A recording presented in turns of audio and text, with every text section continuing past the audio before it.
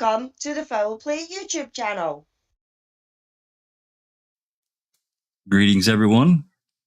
Welcome to open mic number, I think this is 83 or not even be 84. I've lost track. We've done several here recently.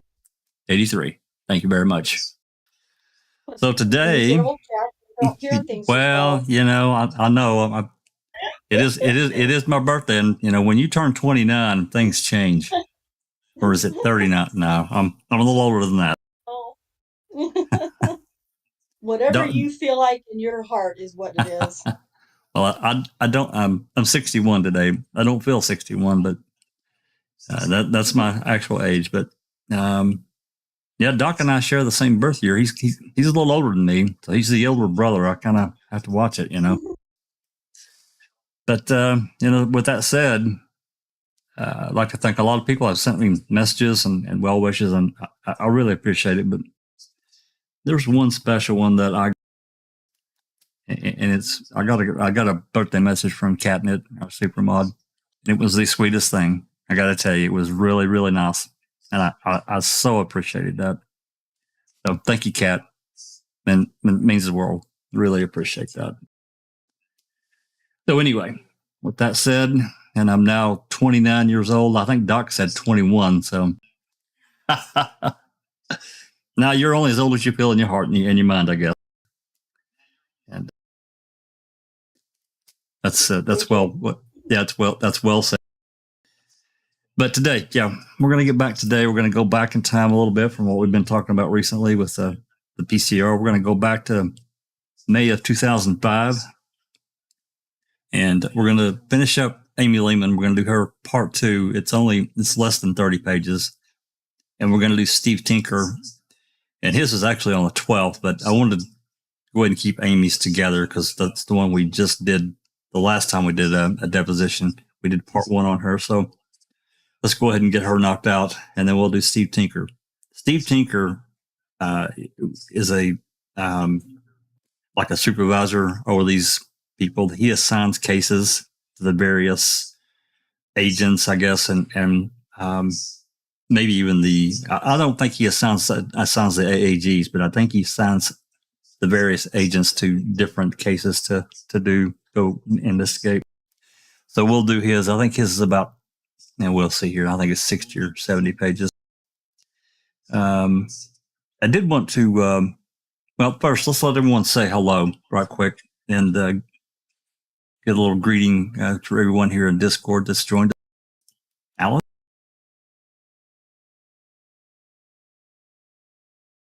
Everyone in chat. Hi, everyone in chat. Nice to see you all back again tonight. Hi, everyone in panel. Can't wait to see what we're getting into. And Sheree.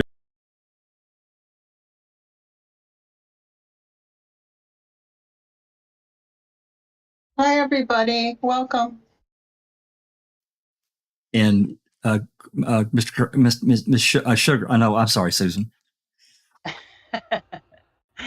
Hi, everybody. Hope you're having a fantastic day. Let's do some reading. Absolutely. And then we have just Rhonda that just actually rushed home from work and jumped on the computer and just made it. Yeah, it was a fast rush. So, but I didn't want to be late, but I'm here. So I'm ready. I'm here. I'm ready to read. Sweet. Ready to go. Ready to discuss. Let's do it. A few people on the live that's joined us, I wanted to say hello to and thanks for coming. Pete Moss, and the lovely Dark Side, Anne's Live, Rhonda SD, Paul Ward. Hey, there's Sapper. Hey, you're welcome to jump into Discord if you can, buddy. Well, anyone. There's Dr. Silkman. There's Clive. Thanks for coming. There's Jinxie and Andy B. Mods really, keep a really close eye on Andy. He's kind of a troublemaker. There's JJ. That's my oldest. He's the one that got me I always tell the kids, just really don't get me nothing. Just be healthy and happy. And, that's really all I want. I've got pretty much everything I need and a few things that I want. So He goes and buys me an iPad and just plops it down. Happy birthday, Dad. You know, it was really nice. I love it. It's so cool. I've got a 4 or 5 year old Kindle Fire that he bought me, and it struggles with some things that I do, and he knew it. So really appreciate him doing that. And Catnet, what a wonderful message. Memories, right? The good ones, the good stuff. And there's Disco. Hey, Disco, thanks for coming. Hope there's Bethany. She's way up here. And Sherilyn Pontillo, thanks for Angie. West Virginia. Yep, And there's Cher. West Virginia. Cher, Jason Bennett. Shane Henry, Ian. Becca, Ian Christabel. Rose.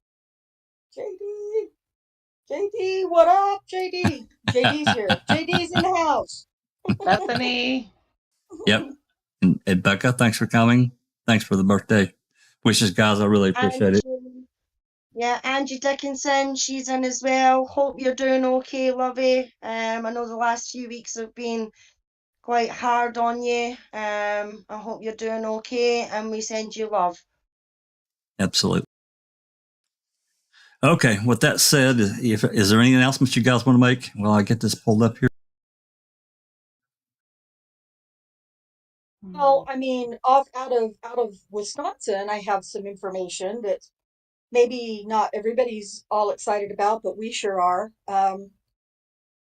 The DA, if you've heard anything on my channel anytime, you've heard me talk about the assistant district attorney or prosecutor who prosecuted Daniel.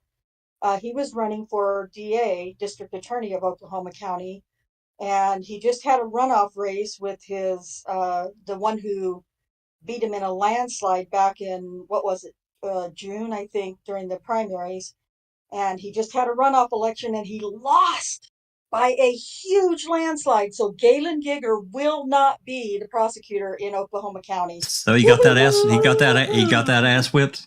Good. He got his ass handed to him. Yeah, it was awesome. Good. You started off by saying Wisconsin, but I know you meant Oklahoma. Yeah, I did. Well, I just meant stepping outside of Wisconsin for a minute and into Oklahoma. Okay. Yeah. That's what I meant. Sorry, because I know awesome. not everybody here, watches my channel and follows Daniel's case. So I wanted to share that, though. Yeah, but it's a great case to follow because it's as complicated as this one, and there's so much corruption. Oh my God, it's terrible. There is. Oklahoma's worse. I know nobody believes it, but Oklahoma as a state in general is worse than Wisconsin, in my opinion. Yeah, well, here's hoping the person who fills his shoes, Rhonda, is a lot better at looking at miscarriages of justice and hopefully help Daniel now, you know? Right. Kevin Calvi is running now on the Republican side and Vicky Bahena is on the Democratic side.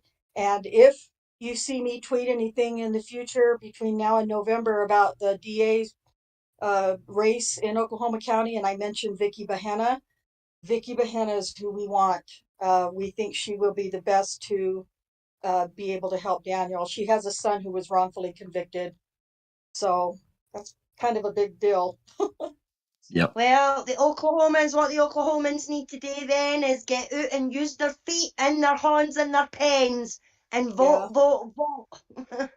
Agreed. Okay, Absolutely. I know that's not what everybody's here for. I respect that completely, but I thought I'd throw it out there. Absolutely. Big news. Absolutely, I agree, and we're going to keep following that case too. So, and we certainly invite anyone that's interested in wrongful conviction and that kind of thing. Please join us on Rhonda's channel and follow the case. It is really interesting, but there's a lot to it. So anyway, yeah. I was looking at this earlier today. Sorry, Jack, just a quick couple of shout outs. We've got Christabella43 joined us in chat. Welcome. We've got Graham Moss who's joined us, and we've got Brandy McLean who's joined us as well. Welcome to all. Absolutely. Thanks for dropping by. Just briefly before we start reading the two depositions. this was an open records request. So I wasn't going to share it, and I thought, people kind of need to know what we're doing. So I thought I would just go briefly. This is not going to spend a lot of time on this. This is the last open records request that I'll send in to Calumet. Now that says date August 21st. That's actually when I started. I had no other notes that I had written, but this is when I actually started the draft email. It was actually the 25th when I sent it. So pay no attention to that. I forgot to change it, but nonetheless, so I'll send it to 25th. And a number of these things we don't have. We've not been able to get. So, and some of these things they do have a property tag attached to them, and I've attached it. The interview of Roger Radnewez, we've never been able to get it. There are interviews of Brendan that we don't have that I want. This cassette audio tape, I don't think we've got. Well, it may be out there. There's actually two of them. The first one apparently is so bad it's almost ineligible, and they enhanced it, which is 7840. And then the March 1st, 2006 interview of Brendan.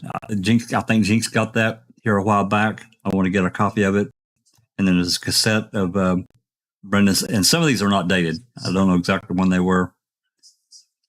There's a 15-minute video of Remaker on March 2nd.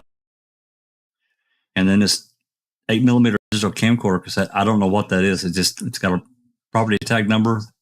So I requested that. This one here, number 8, these are consent search, and I was really after this Todd Vanderwolf board. This one is the property at Cuss Road. So apparently, and this is tied to that disturbed earth search warrant that we're so well aware of that Sunshine Christina got for us here several months ago. I want to see this consent to search that property that they own where the Kleinenstein burial site is at.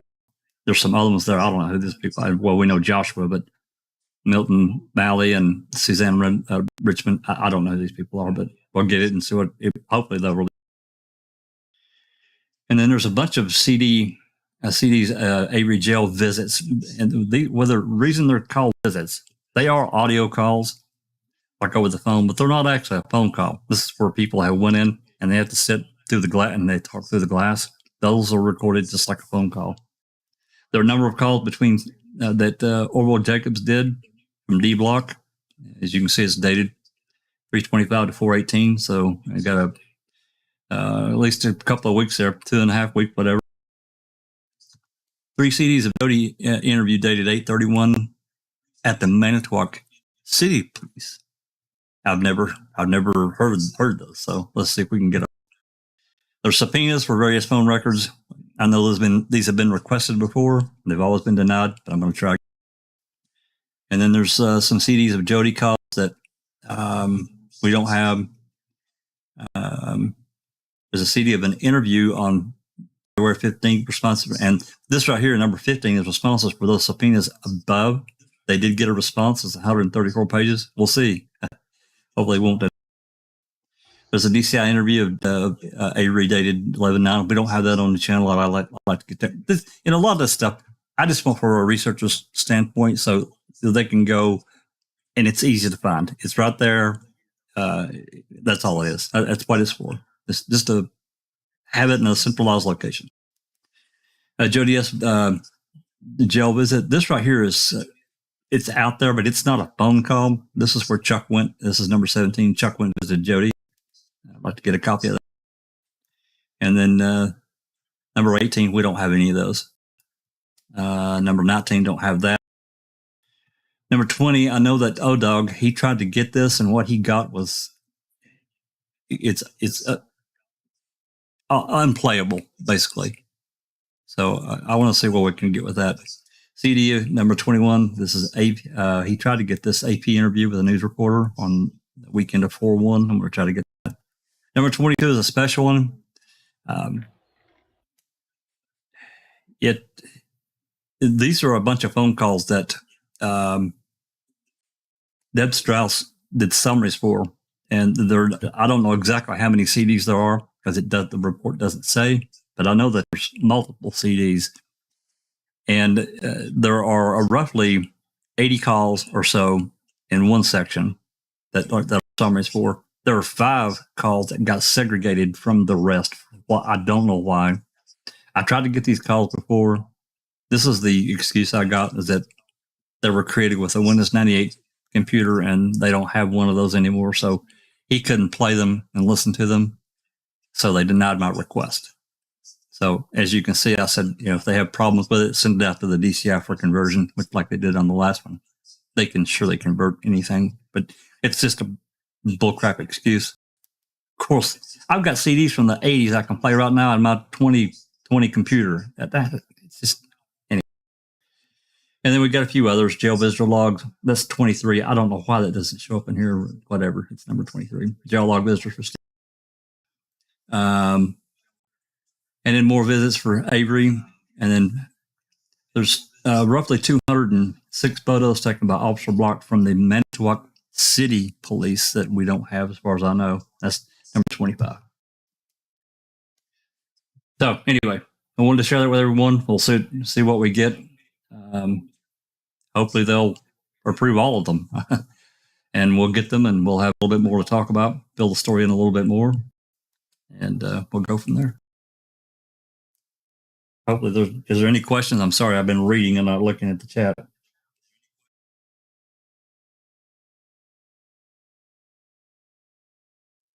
Yeah, Jay, I hear you, man. About the Windows 98 computer. I mean, Yeah. I could put that as a, the boot manager. I could put a copy of that on this PC. It's just a ridiculous excuse. Oh, an audio file is an audio file. It's not tied to the operating system. Come on. Idiot. And to just think that any of us are stupid enough or unintelligent enough to think that is really ridiculous. It is. Insulting. That. Okay, let's move on here. We're once again, Rhonda's going to be Kelly, the lawyer, asking questions, and Susan, if you would be kind enough to play Amy again, and then Cherie and I can fill in the lawyer, and Alice too, if you want to jump in. I don't know how much interrupting there is in this, and probably not a huge amount. It's only, like I said, it's less than 30. Mine is so dirty. Fine, I'll just jump in whenever needed. Yep. I'll do. So just to refresh everybody's memory, Amy Lehman was one of the investigators for the 85 case. That the DOJ did after Yes. Stephen got out. Yes, her and Deb Strauss were instructed to go investigate and see what they could find about. That's what the lawsuit was based on. Malfeasance from the 85 case. That's correct. All right, I'll do Covelli and Bascom. And Cherie, if you can do Pollen and Finkelmeyer. I think that's all we've got. Okay. Oh, looks like I'm up first. Oh, wow, look at me go. Mhm.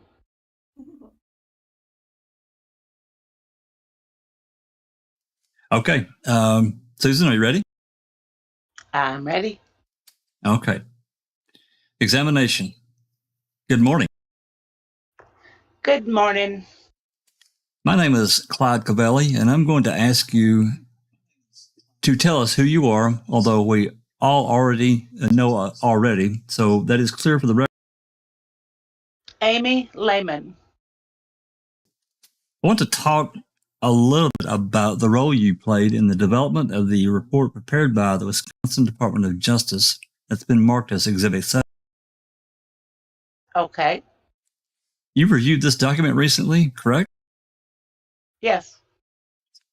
And the role that you played as well as an investigator, and your role you played as an investigator, correct? Correct. You were collecting information. Right.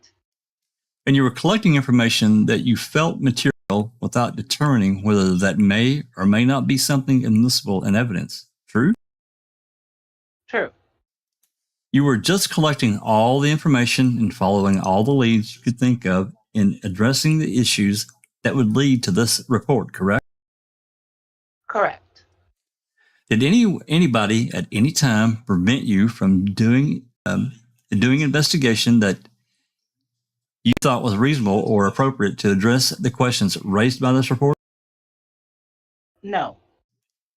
Did you ever suggest that additional investigation needed to be done by you, your cohort, and were told not to do that investigation?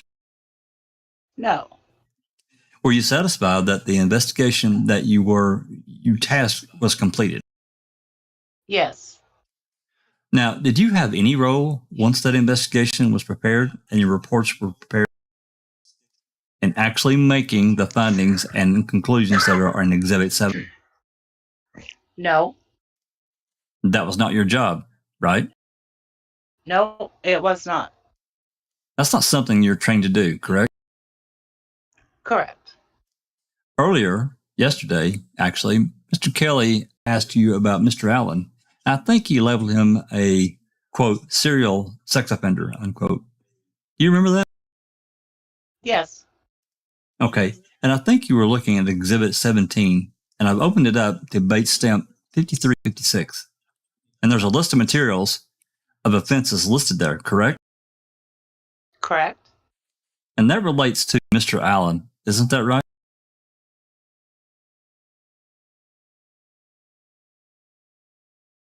Mr. Kelly? Oh, I didn't hear you say right. I'm sorry. Could we hold for just one moment, counsel? Sure. Okay.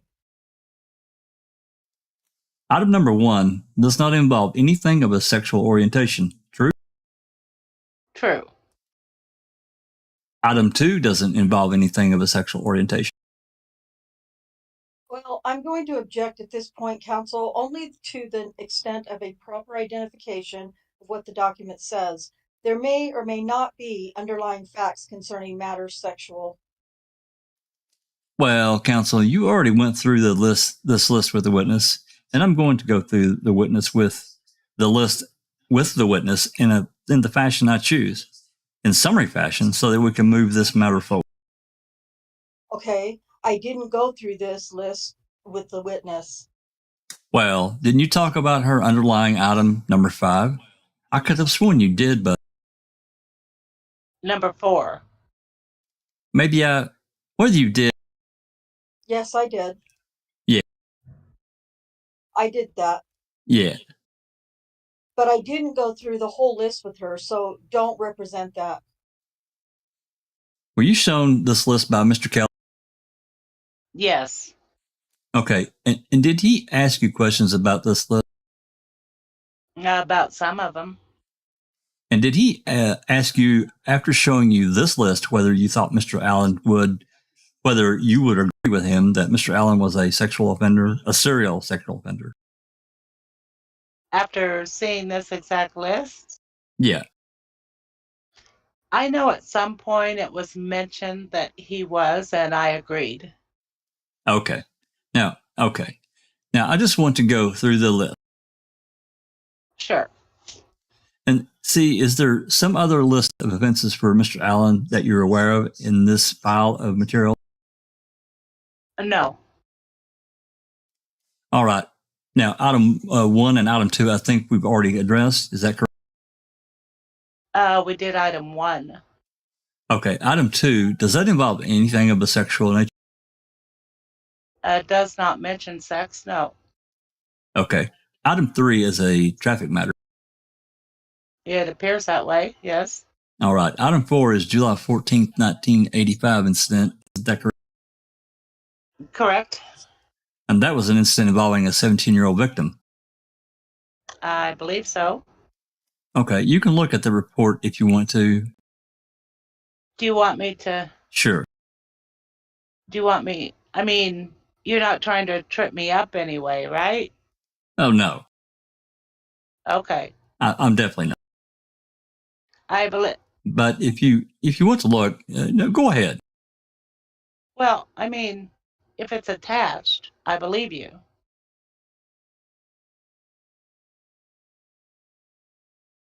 Finkelmeyer. 3. Take your time, Amy. No, No. go ahead. Oh, no. No, go ahead. Look. If you fail to answer the question correctly, Yeah. you need to look at it. Look at it. Well, For sure. I mean, it took me a while to go through these when I originally did the report, so my report's accurate. Let me see. Maybe I can find it more quickly for you. Is that the one? Yes. What page are we on, please? 5365. Thank you. Okay, we don't want to say the victim's name, but the date of birth was, she was born in 67, and this incident happened in 85, correct? Right. Okay, and this was something where this occurred while she was sleeping in her bed Yes. in her house, right? Yes. And the person that committed this crime had their entire face and hair covered, correct? Yes. And apparently they entered through a window. Right. And it happened around 3 in the morning. I'm not seeing where it says that, but I think it's on the next page. okay. In the early morning hours. Okay. The victim was not beat about the face or the head in this incident, correct? Correct. Okay. Item number 5, if we go back to the list, Okay. that's something that happened after December of 85, after the Avery trial. Is that correct? Right. And item number 6 was also something that happened after the December 1985 trial, correct? Correct. And that incident, the one that happened in this item number 6, that was another incident where the suspect entered a house in the early morning hours, true? I believe so. And neither of those incidents involved a daytime attack on a beach, true? True. And item number 8 involves a motor vehicle accident. Well, it says, quote, contacts with the sheriff's department, end quote. All right. And you don't remember what those contacts are right now. No. We'll just skip that for the time being. That takes us to item number 9. That's an incident that occurred on a beach on August 2nd, 1983. Is that correct? Right.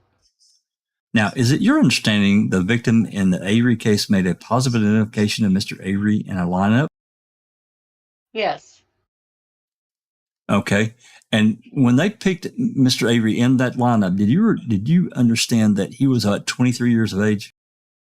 I believe so. And that was, and he was 5'4", Yes. and that he weighed about 145 pounds. Okay. All right. Do you remember there being one of the issues that was raised by the defense counsel was that they felt there was a problem with the lineup because he was the youngest person in the lineup? Do you remember that? I remember there being issues on the side of the defense. Okay. Do you remember there being issues that he was believed to be the shortest person in the lineup? I do remember hearing that. Okay. You don't have a problem with a victim making a positive identification and that being a basis for criminal charges, do you? No. Okay. Once that positive identification was made, would the interest be in looking for people that looked like Mr. Avery because of the potential mistaken identification? Yes. You wouldn't be looking for people that are 6 inches taller than him or weigh 50 pounds more, right?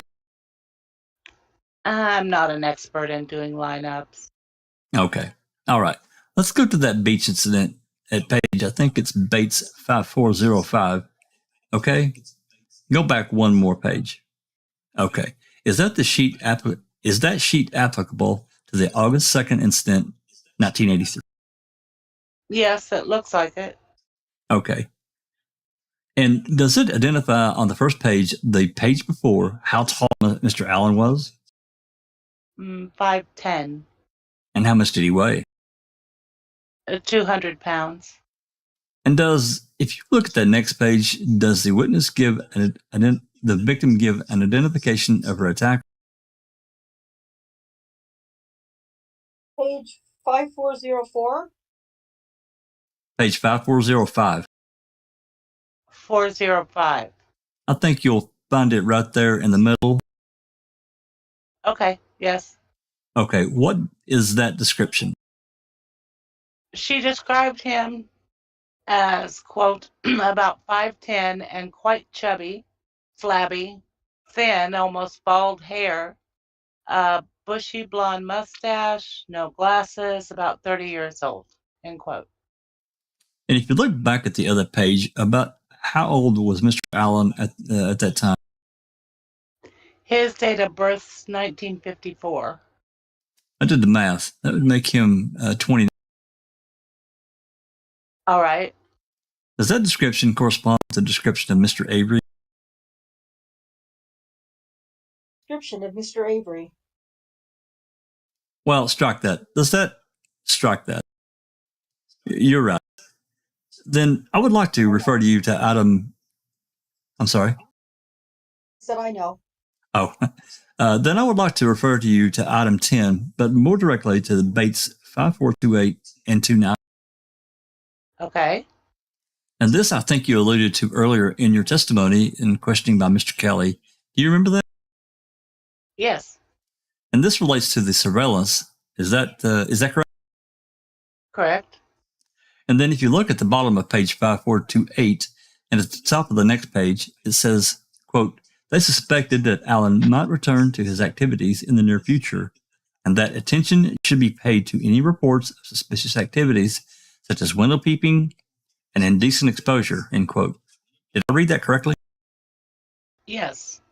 And did it say that he was most active between midnight and 5 in the morning? Yes. And did most of the activities that he had been suspected involve him prowling in the residential neighborhood Yes. and peeping in windows? Yes. Did any of those involve, other than the August 83 incident we've already talked about, did any of those involve any activities on any beach? Any of what, counsel? Any of the activities that you're looking at, as far as the surveillance, that being looked at, strike that. The things that led up to the surveillance, were those all activities that were occurring in residential neighborhoods involving prowling in the early morning hours and peeping into windows and possibly entering homes? As I recall, yes. And there was a reference to quote unquote Sandman. Was this activity generally occurring when everyone was sleeping, everyone else was sleeping? I don't ever recall hearing that nickname. Oh, all right. Now, did you look into, when you started your investigation, you already had been provided information that the identification made by the victim turned out to be wrong. True? Right. How much effort did you spend in looking at the circumstances and the basis upon which the victim made her identification? Well, we talked to the people involved in that. We talked to the person that drew the picture. We talked to, Penny herself. Okay, did this event occur during daylight hours? I believe it did. Did the attacker have any sort of mask or anything covering their face or head in any way? I don't recall, but I don't think so. How long did the victim and the attacker ever look at each other face to face? Yes. For how long? I don't remember. Did you make any effort to determine how credible the victim was in her positive identification? I don't know what that means. Well, you were asked I'll strike that. You were shown, I believe, an email. See if I can find it. You were shown an Exhibit 16. Do you remember that? Yes. Why don't we clear some of this out of your way? Oh, okay. What's the Bates on that, please? 5099.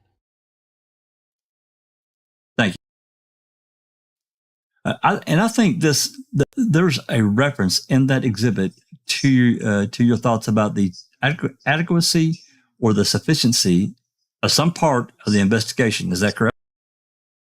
That Deb sent? Yes.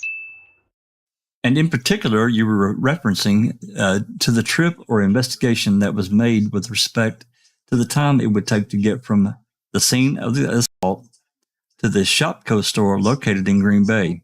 Is that what the reference was to? I don't know if it was in reference to that or in general.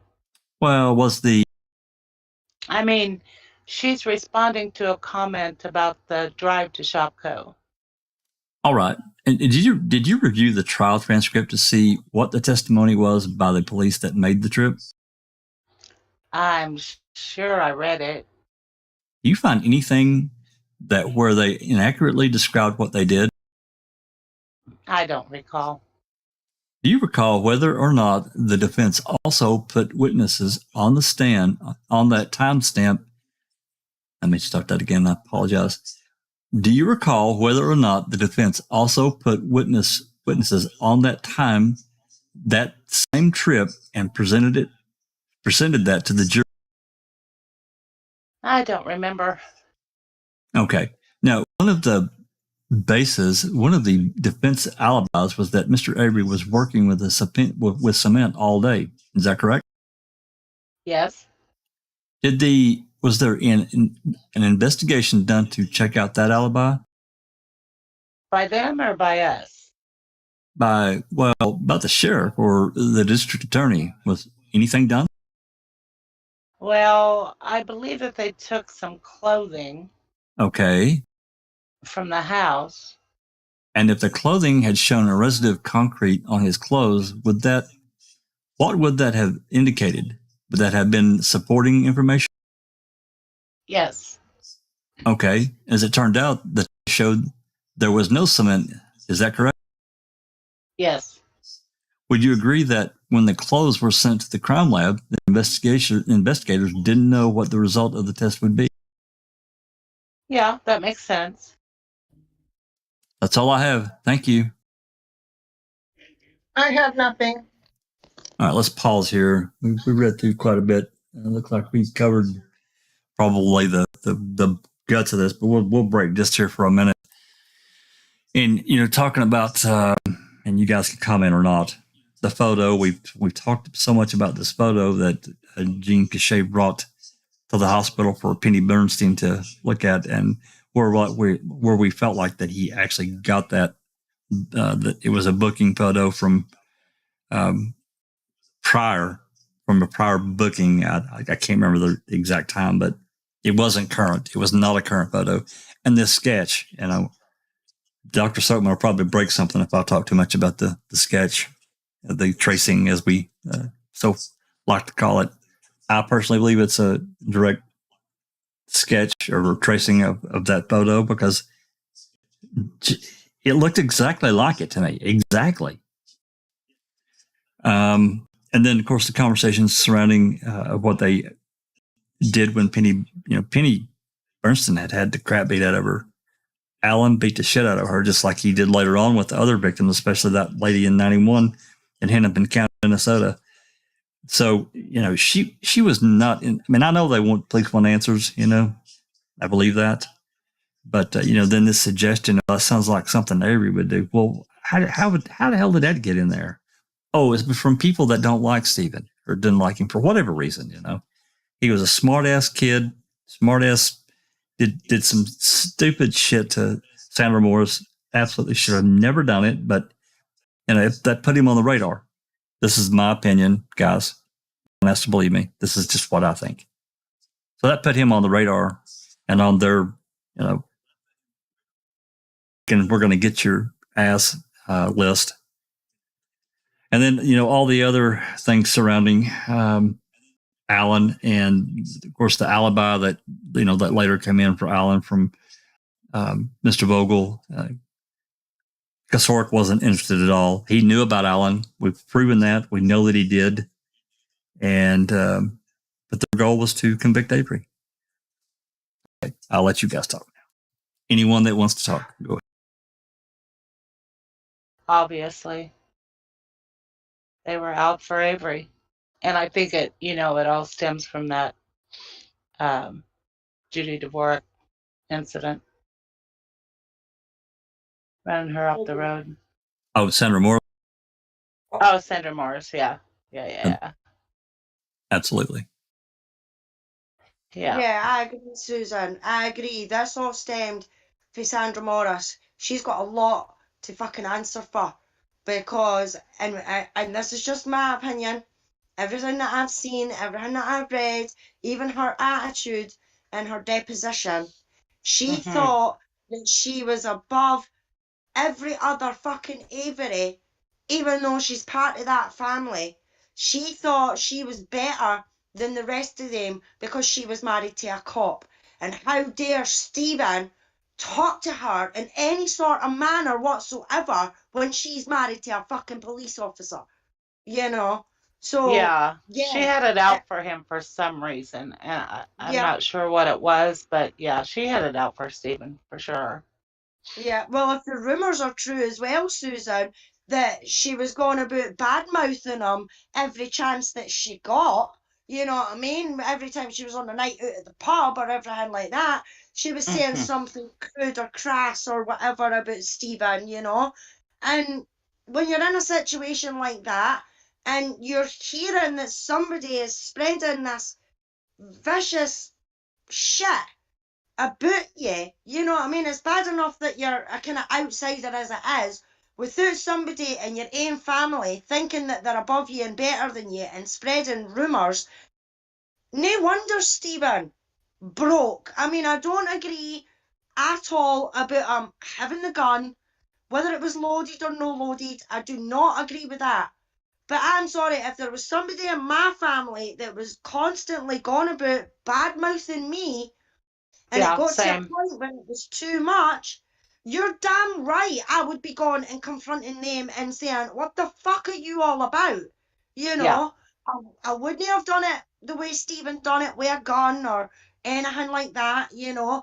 But if I went to their door or they came to my door and I wasn't finished what I was saying, then yeah, I'd follow them down the road. You know what I mean? I would be like, who the hell do you think? You come back here until I'm finished speaking to you, until I've had my fucking say, because you've had enough with spreading the rumours, you know? So stand here and fucking take what's given, you know what I mean? You can dish it out, but you can't take it. So I can understand why Stephen broke when he broke, you know? But as I says, I do not agree with how he went about it, you know? I do not condone that whatsoever. Yeah, but then, Vogel and Kasurik and later Kratz, they all have to tag on there that, oh, he was going to sexually assault her. Yeah. There was no proof of that. No, none whatsoever. Shit like that just pisses me off. Well, you can imagine. You can imagine also, guys. Sandra. This is just me spitballing, but you can imagine, someone going into these different pubs and slamming back a couple beers, and around other people have a couple of beers and really get the chatter just fired up. I can just hear it now. I've been in a few of those places, and it can get out there really quick. Oh yeah, and they were vicious rumors. Horrible. Absolutely. Yeah, absolutely. Yeah. I mean, you know what I mean? I live in a wee town, and if something happens in this town, you hear about it, whether you want to hear about it or no. Sure. You know what I mean? So Annie down the road was out on the lash last night, and she was dancing, and she was up in the bar, and everything like that, you know what I mean? Acting like a hussy. You know what I mean? So, I mean, these things do happen in a small place, in a small community like that. The things that she was going to be saying about Stephen, no wonder he lost the plot. Bethany makes a good point. She says you need to ask yourself why they claim everything is sexual in nature. Who were the real sexual deviants? Well, we know Kratz was one of them. Absolutely. No doubt. Yeah. And I believe Kasurik was too, actually. Well, you'd almost think it with the way he defended Allen. I mean, why would he do that? Yeah, and Vogel too. I mean, Vogel. Yeah, But- why would Vogel defend Allen in the way that he did? Yeah, makes no sense. Well, just because they wanted Stephen, basically, it does make sense. Sure. Okay, let's. I think we got a few more pages to go. That Kelly's going to ask a few more questions, and then we'll be done with this one. So there's no other questions or whatever. Let's move on. Rhonda, you and Susan get to it whenever you're ready. Just a little bit of a follow-up, Ms. Lehman, if you would. Take page 5356 that Yeah. Mr. Covelli was asking you some questions about. Yes. Do you recall whether he asked you any questions about item number 7? No, he did not. Okay, and item number 8 is what? He asked me, and I just said it was contacts with the sheriff and police department, but I didn't look at the actual reports. Okay. Item number 9, you did review those reports in part with Mr. Covelli, as well as item number 10. Yes. Item number 11, there was no discussion of that with Mr. Covelli, is that right? Right? Same thing with item number 12? Yes. Let me ask you in general, would you agree with me that if you want to determine whether or not the behavior of Mr. Allen was that of a sexual predator in the listing of the offenses concerning him, the way to do that, the way to do so would be to go to the underlying documents and to review them as a whole? Yes. Would you turn to page 5428, please? Okay. Mr. Covelli asked you some questions about this surveillance listing report that was prepared by the City of Manitowoc Police Department, right? Yes. On the very first page, would you read the second sentence into the record, please? I'm sorry, read the third sentence. Quote unquote, the past record. Yes. Quote, the past record and intelligence concerning Gregory Allen reveals he is a dangerous individual with the potential for violence, end quote. Okay, thanks. And the date of that report is July 17th, 1985? Yes. Mr. Covelli asked you some questions about the residue of semen on either Stephen Avery or his clothing. Yes. In this case, right? Yes. You and Miss Strauss interviewed Arlen Avery, who told you certain things about what he saw in terms of cement chalk on the shoulder of Stephen Avery on the evening that he was arrested. Do you remember that? Yes. And Arlen Avery also told you about a conversation that he had with District Attorney Vogel concerning his prospective testimony about that, what he had seen. I believe so. And what's your recollection of what he told you, District Attorney Vogel told him about what he was to say concerning that residue of chalk? Can I look at my report? Is it in there? Um, Otherwise, if it's not in there, I don't so want to guess. so you would just rely on your report in that respect? Yes. Okay, that's all I have. Okay. A short recross by Covelli. Was Arlen Avery called as a witness at the trial? I don't know. Did the defense ask him any questions about what he observed that night, the night of Mr. Avery's arrest, as far as cement residue on him? I don't recall without reviewing the records. Did Mr. Arlen Avery share that information with the defense counsel, his observation that he thought he might have seen cement? I don't know. Okay, that's all. You're done. Thank you, ma'am. Okay.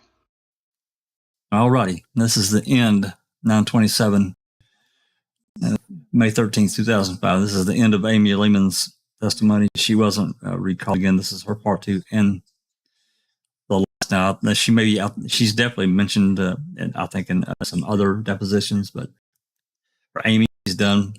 Just a short comment about Amy Lehman. You know, she's brought over from white collar crime to be on this investigation, and she's a newer agent. And I don't mean any disrespect to her, but it's, I don't know. To me, it just didn't make sense to have somebody without more experience. I mean, I know they had Deb Strauss, she's been around a while, but I think they really needed two seasoned investigators. So it was a little surprising bringing her on board. Not that she's not a capable person, because I think she is. I think she tried to do as much of the right thing as she could, but you know, she could only do so much.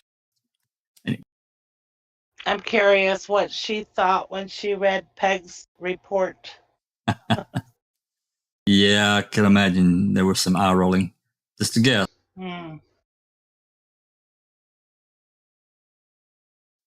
Okay. Doesn't look like there's any questions. I'm looking, kind of scanning the chat here. Hey, I see Jazz Naz. Thanks for coming, Jazz. And our William. Hey, Jazz. Colette? Yep, Colette's here. Thanks for coming. Okay, let's move. Yep, our William. Yep. Case 10 dropped in.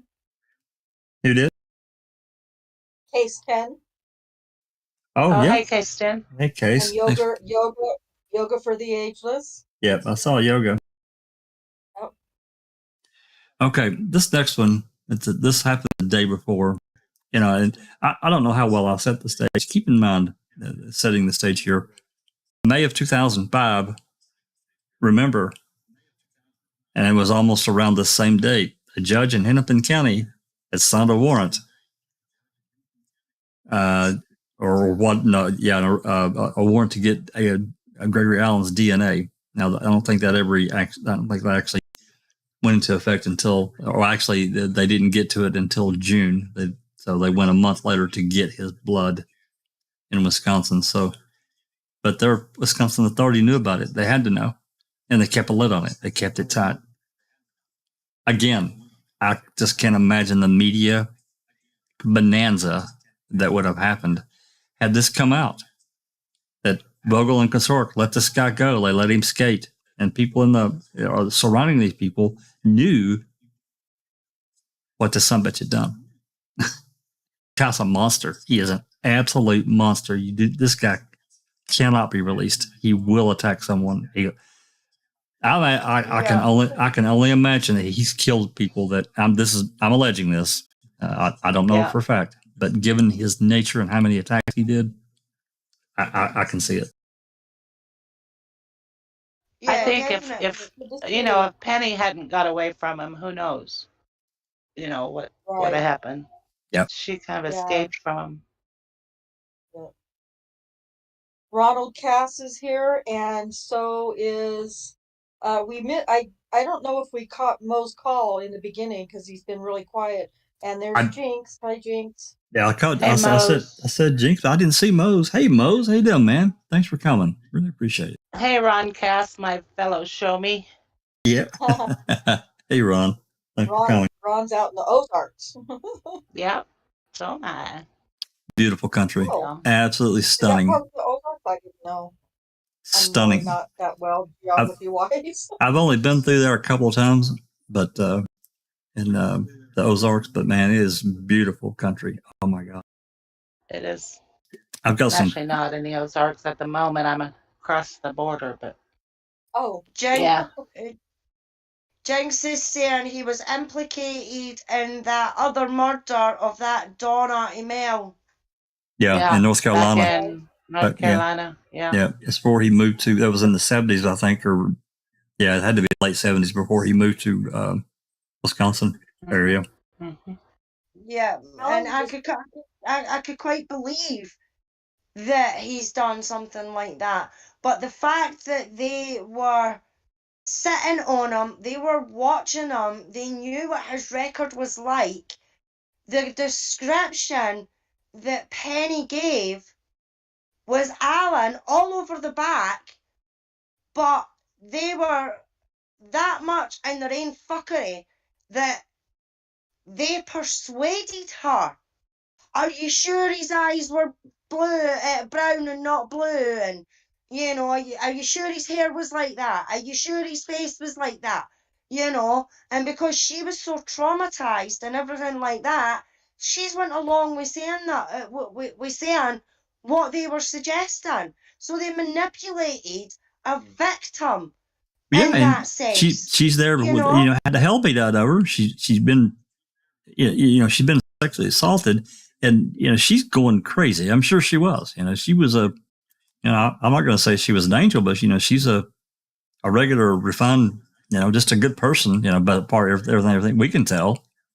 And to be assaulted like that is Jesus. That's a good question. Justine J says, how come they were watching Alan and then stopped? Well, they allegedly got called away that day on some other, the guys who were doing surveillance, they were called away on some other call. So they left, allegedly. Me personally, I believe that was a setup, but that's just me. Well, I mean, on purpose. There's that potential, and we can't discount it because I don't believe in those. I don't believe in coincidences like that. Yeah, pretty strong. Hey, thanks for coming, Justin J, and ABS is here. Thanks for coming. So, yeah, it is really convenient, Justin. I don't know, man. Just a lot of Justine. I said Justin. My bad. I apologize. That's all right, Jack. I said that last night. I'm called Justine G as well. So you're not the only one that's done it. I did it last night. Yeah. All right. Williams says really quick. He says, he says, I've said it a million times. He must have been an informer. I think you're speaking of Gregory Allen. Yes. We considered that many times that he was a confidential informant, but there is no evidence of that. Of course, they keep a lot of that stuff really private, but I just can't imagine what information that he could have been providing. I don't know. I just don't know. Probably crimes on other people, Jack. Because a guy like that gets involved in the most serious kind of places, places where the cops wouldn't go. I think he was ratting on other criminals that he was around and involved in and everything like that. And because he was giving them the information, they kind of gave him a free rein, which is fucking disgusting. Well, he was a favorite at the sex club. We've looked at his records. Christine and I open record requested a lot of his incidents, and his charges got reduced. It was one after another. It was crazy.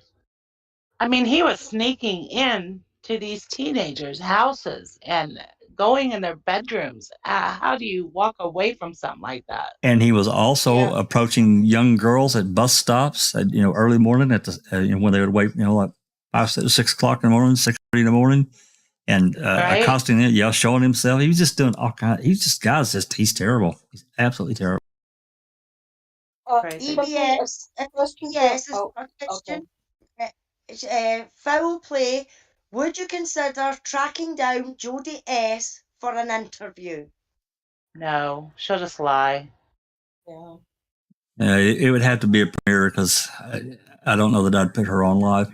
I don't know. I have to trust issues because of what she said prior. She totally flopped. She flip-flopped from everything she was in Ma'am, from, she was not acting in Ma'am. To me, that was very obvious. Well, and think about the interview on September 6th when we just got here a month or so ago. And she shot down everything. And she was pissed at Stephen. She would not flip. Yeah. After they'd broken up. Absolutely. Yep. EBS, we're a little bit leery of that. I mean, it'd be great to hear from her, I guess, but I'm like Susan. I'll be like, yeah, that would have to be a premiere. I don't know what I would do alive with her.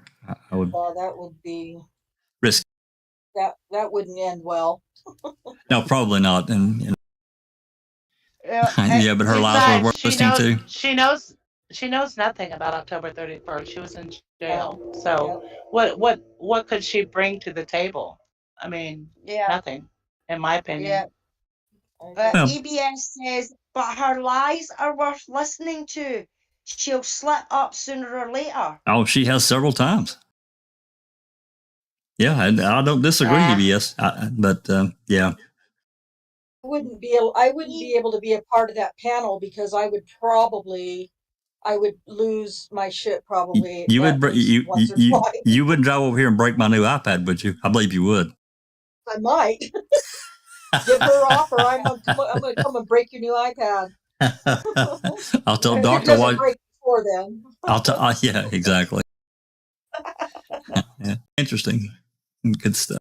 All right, guys. I mean, you couldn't trust anything that she says because, I mean, in my opinion, she was in it for the money.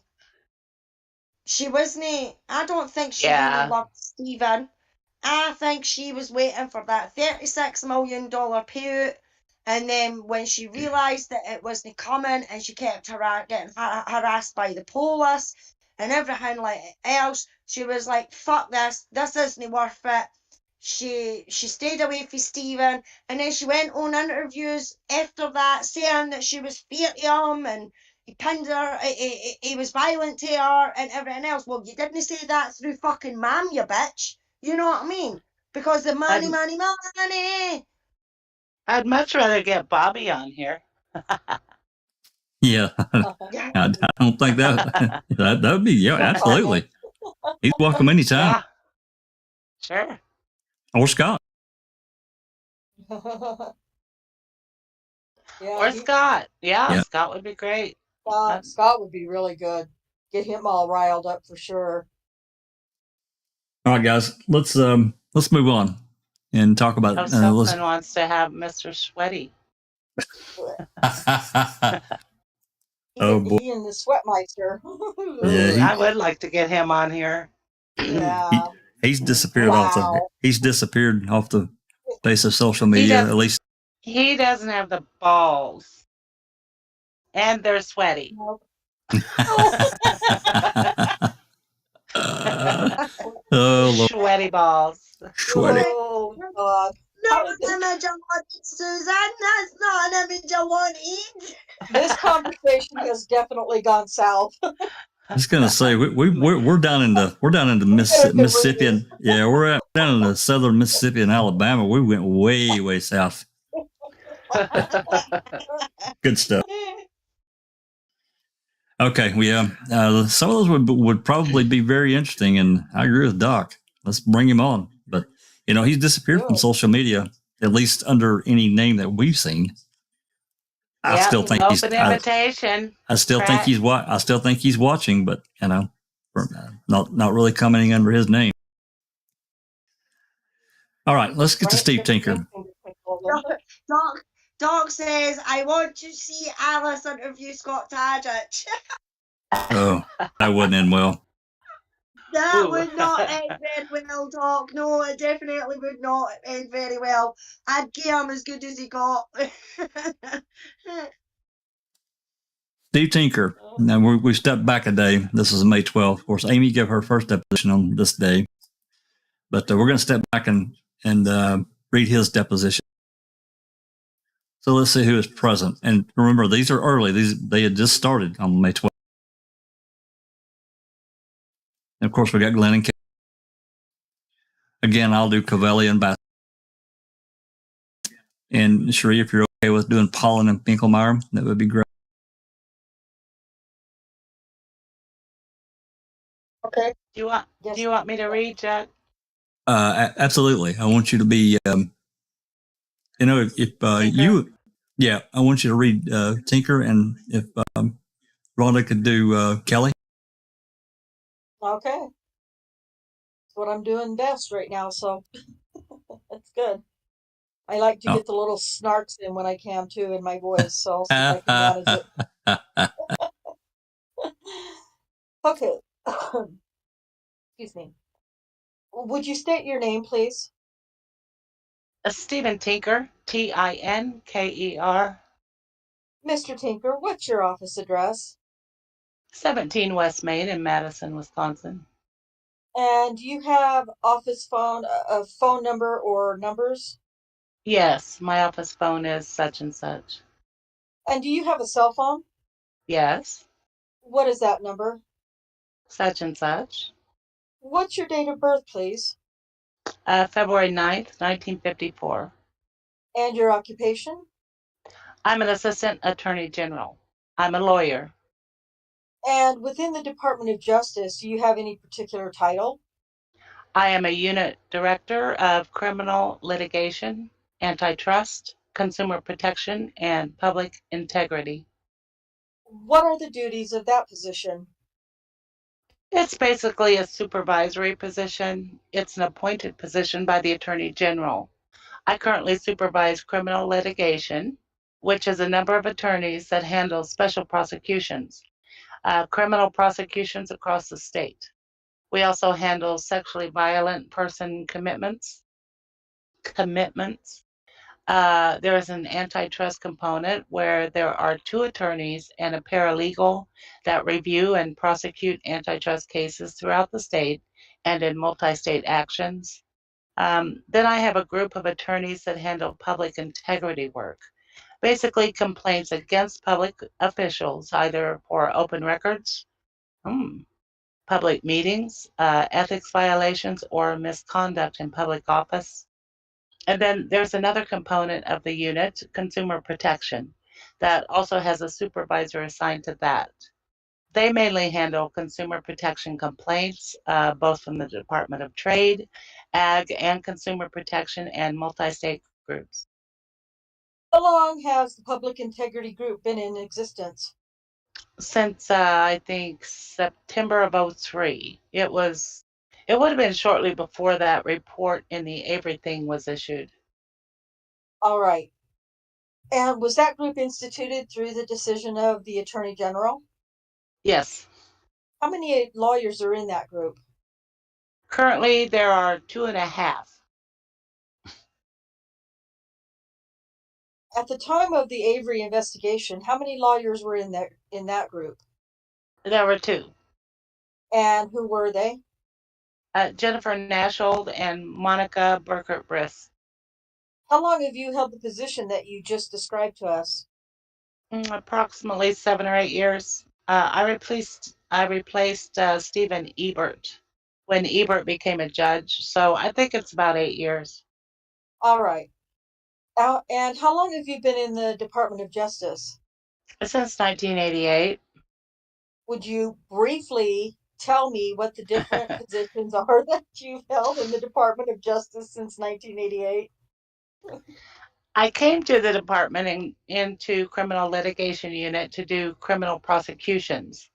I was there 2 or 3 years, and then I transferred to the environmental protection unit to do criminal prosecutions and other assorted things. I was there about 3 or 4 years. And then I became the unit director of the government operations unit and was there, I don't recall, 3 or 4 years. And then from there, I became the unit director of criminal litigation. All right. Was the Avery investigation and report the first such project of the Public Integrity Unit? The first major project, yes. There would have been, before that, there would have been responding to citizen complaints. All right. And that, Did the Department of Justice receive a formal request for assistance from the Manitowoc County District Attorney's Office in relationship to the Avery investigation? yes. I'm going to show you what's been marked as exhibit number 1. Ask you to take a look at that. When you identify documents, if you could please give the Bates number, I would appreciate that. That would help us all follow along. This Sure. this is base number 5002. Okay. Is that the formal request for assistance that was received by the department from the Manitowoc County DA? Yes. And I notice on there's a received stamp on September, dated September 19th of 2003. Do you see that? Yes. Do you recall whether or not there was a meeting at the Department of Justice on September 19th, 2003 between the Attorney General and the District Attorney of Manitowoc County about instituting the investigation? I don't know if we had a meeting on that day or not, and Okay. Do you remember whether there was such a meeting on some date? I don't recall a meeting. I remember a series of phone calls with the DA, but I don't remember an actual meeting. Do you recall any meeting with Assistant District Attorney Michael Griesbach and people in the Department of Justice at the outset of this investigation? I believe at some point in time, he and the DA brought down their box, their DA file. Okay. That followed, we'd already had some phone conferences about it. All right. Do you remember whether or not exhibit number 1, Bates 5002, was hand delivered or did it come through the mail? I don't know. Do you believe that the decision to proceed with the investigation by the Department of Justice was made even prior to the receipt of exhibit number 1? I believe it was. All right. Do you recall how much prior to the 19th that decision was made? No, I don't. Okay. Let me just ask you, have you received any documents in preparation for your testimony today? Reviewed. I reviewed the final report that was issued, and that would have been about a week ago. And then the review, I don't know if it was for purposes of this deposition. I had ordered our documents back from the Record Center and had compiled my emails and had gone through those in anticipation of your document request. Okay, all right. So those are what I've reviewed. Okay. So you reviewed your own emails, and did you review the documents when you got them from the document center? Yes, Okay. So you've reviewed the complete file in the case. I've looked at what this kind of classes of documents are. I didn't read each document, but I went through them to see if there were any issues on any of them. All right. I'm going to show you what's been marked as exhibit number 2 in the case. It's a 2-page document, pages Bates 5000 and 5001, and ask you if you'd tell me what that document is. This is a response letter from me to the DA, basically following up on his initial letter, which was Exhibit 1, where we accept responsibility for the case and set forth what our standard agreement is on expenses. Which is that you would be reimbursed by Manitowoc County for the cost of the investigation. Right, for our out-of-pocket expense. Okay. Now, what was the authority for conducting the Avery investigation? Well, what we had used in this case was the provision of 978.058B, which authorizes district attorneys to request the assistance of either other DA's offices or our office to assist them in their duties. So we were relying on that provision rather than a formal special prosecution appointment. 978.058B about special prosecutions? No, it's about the duties of the district attorney. Okay. I'd like to show you what's been marked as Exhibit 3 in this case. Ask you to take a moment and examine that. And that's Bates 5088, Counsel. Is this an email from Peg Lochenschlager, the Attorney General, on September 18th to various personnel in the department about how the Avery matter is going to be handled? Yes. I'd like to direct your attention to paragraph 2 of that document, and I'm going to read a portion of it to you.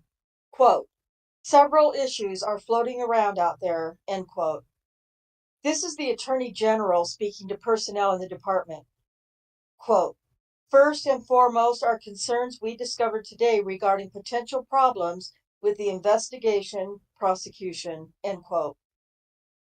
What were those concerns that were discovered on September 18th, 2003? Object to the form foundation of this witness to testify about what Peg Lautenschlager meant by that. You may answer. I don't really recall, to tell you the truth. It may be in reference to the last sentence talking about criminal appeals folks being walled off, but I don't have a specific recollection of what it was about. Do you have any recollection? Well, let me strike that. Let me ask you, prior to the time of the issuance of this email, had you personally had any discussion with either the district attorney of Manitowoc County or assistant district attorney Griesbach in connection with the Avery matter? Yes, How many conversations had you had? I believe I would have had 2 or 3 conversations prior to the receipt of the September 18th letter. All right. And with whom did you have those conversations? They would have been myself on one end and DA Rohr and Mike Griesbach on the other end. All right. They usually were on a speakerphone. Okay. Was the first of those conversations instituted by them or by you? By them. Tell me what you remember of that conversation. They had, Mark Rohr had called me and said that they had just received I think the very first call was that they had received the DNA results and had a question about how that should be handled on the criminal side. What impact should that have on the existing judgment of conviction? And we discussed what the possible options were in terms of on the criminal case, so that the initial conversation was not so much of our review, it was to how to deal with the DNA results on the criminal side. So that would have been, well, strike that. Let me ask you, that occurred prior to the entry of the judgment vacating the convictions? It would have, yes. All right. And the second and third conversations, let's go to the second conversation. When did that occur? I believe it occurred after the judgment vacating was entered, because then their concern was having someone review whether or not there was any wrongdoing All right. by prior county officials. Okay. With respect to the first conversation, what advice, if any, did you give them?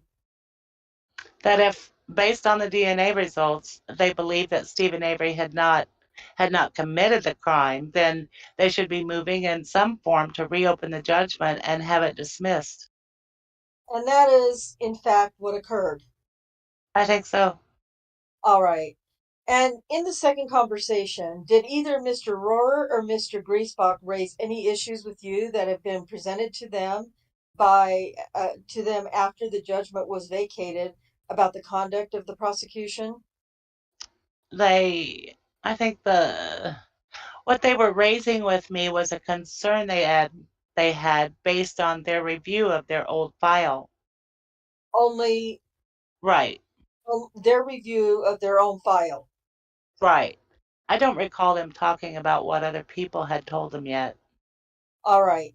In the third conversation, what was the subject matter of that conversation? It was, I think that one was after we had said that we would be willing to do the review, and they called me to try to coordinate how to get the materials to us. So that would be sometime after the 18th of September. I think it might have still been before we received the formal letter. Okay. All right. I'm going to show you what's been marked as Exhibit 4 in this case, which counsel is 5189 Bates. Okay. And you'll note that this particular email is dated September 11th. Counsel, you're going to have to give us a moment, since you're not providing us with copies of the exhibits, to fetch these, if you would. Sure. Thank you. What is this exhibit? This is an email from Greg Weber, who is the unit director, head of criminal appeals. to me with a copy to his secretary, which says David Becker, who is an assistant AG in criminal appeals, quote, handled both the direct appeal and denial of post-conviction relief. We are recalling the files from the Record Center as soon as possible, end quote. So you called upon the retrieval of these records as early as September 11th. Yes, And for what purpose did you do that? I'm assuming I don't have a direct recollection, but I would assume it was because I would have had the contact from Mark Rohr. And so I was asking to pull out whatever information we may have already had. All right. I'd like to direct your attention back to exhibit number 3, Bates 5088, and in particular to the email entry at the bottom of the page from Daniel Bach to Peg Lautenschlager on the 18th at about 11:21 in the morning. Okay. Do you have any recollection about the Attorney General having said prior to that time and date that the office could not investigate the Avery matter? No. Okay. Do you know whether or not any public statement was issued on either Saturday, the 13th of September or Sunday, the 14th, about the Attorney General not having the authority to investigate the Avery matter? No, I don't remember that. Okay. Do you recall any discussions on or about the 18th concerning this particular document and Dan Bach's thoughts about having to explain a prior statement about lacking authority? No. The first I would have learned of this, the bottom email, would have been when I was carbon copied on the top on the email on the 18th at 1:47. And did you yourself have any discussion with either Peg Lautenschlager or Dan Bach about turning around an earlier statement concerning the authority of the department to conduct this investigation? I just don't remember. Okay. Do you remember during the period of time between your first conversation with the district attorney and the assistant district attorney and this date, that is to say September 18th, any public demand being made by the Innocence Project or attorneys for Stephen Avery that there should be an investigation conducted? I have a vague recollection that there was a public demand by Keith Finley, and I may have actually even had a phone call from Keith, but I can't remember the substance or the timing of it. Do you recall whether or not that demand was discussed in your phone conversation between you and the district attorney and assistant district attorney of Manitowoc County? The DA may have raised that with me, but I don't have an exact recollection of it. All right. I show you what's been marked as Exhibit 4. Council, it is Bates 5613 through 5615. Ask you to just take a moment and examine that. I'm going to direct your attention. Okay. First of all, would you tell us what this document is? This is a report from the Wisconsin Department of Justice, Division of Criminal Investigation. It's up on the top. It's called an initiating case report. It basically is the cover sheet that explains how it was that DCI got involved in the first place. It's a summary. Okay. At the top of this document, under the heading for Division of Criminal Investigation, there's a statement that says, quote, ACISS initiating case report, end quote. What's ACISS mean? That's an acronym that I have no idea what it stands for. It's an acronym. It's their new database system. They put their reports into it and other agents, and if we're authorized, we can have access to the reports through that. But it's an acronym for the computer program, and I have no idea what it means. Could you please say it's an acronym just one more time? It's an acronym. When you say there, you're referring to the Division of Criminal Investigation. Correct. And what is its position within the Department of Justice, just for the It is lay audience? a separate division. There are 4 or 5 divisions within the Department of Justice. The attorneys are within the Division of Legal Services. Our law enforcement are within the Division of Criminal Investigation. We have a Division of Law Enforcement Services, which has the Crime Lab, the Criminal Records Bureau, and Training and Standards. We have a Division of Administrative Services, and then we have a division or an Office of Crime Victim Services. All right. I'd ask you to turn to page 5614, the second page of exhibit number 5. And well, down the page, there's a paragraph that begins, quote, soon after the mistake became public knowledge, end quote. Do you see that? Yes, I do. Would you take a moment and read that paragraph to yourself? Yes, okay.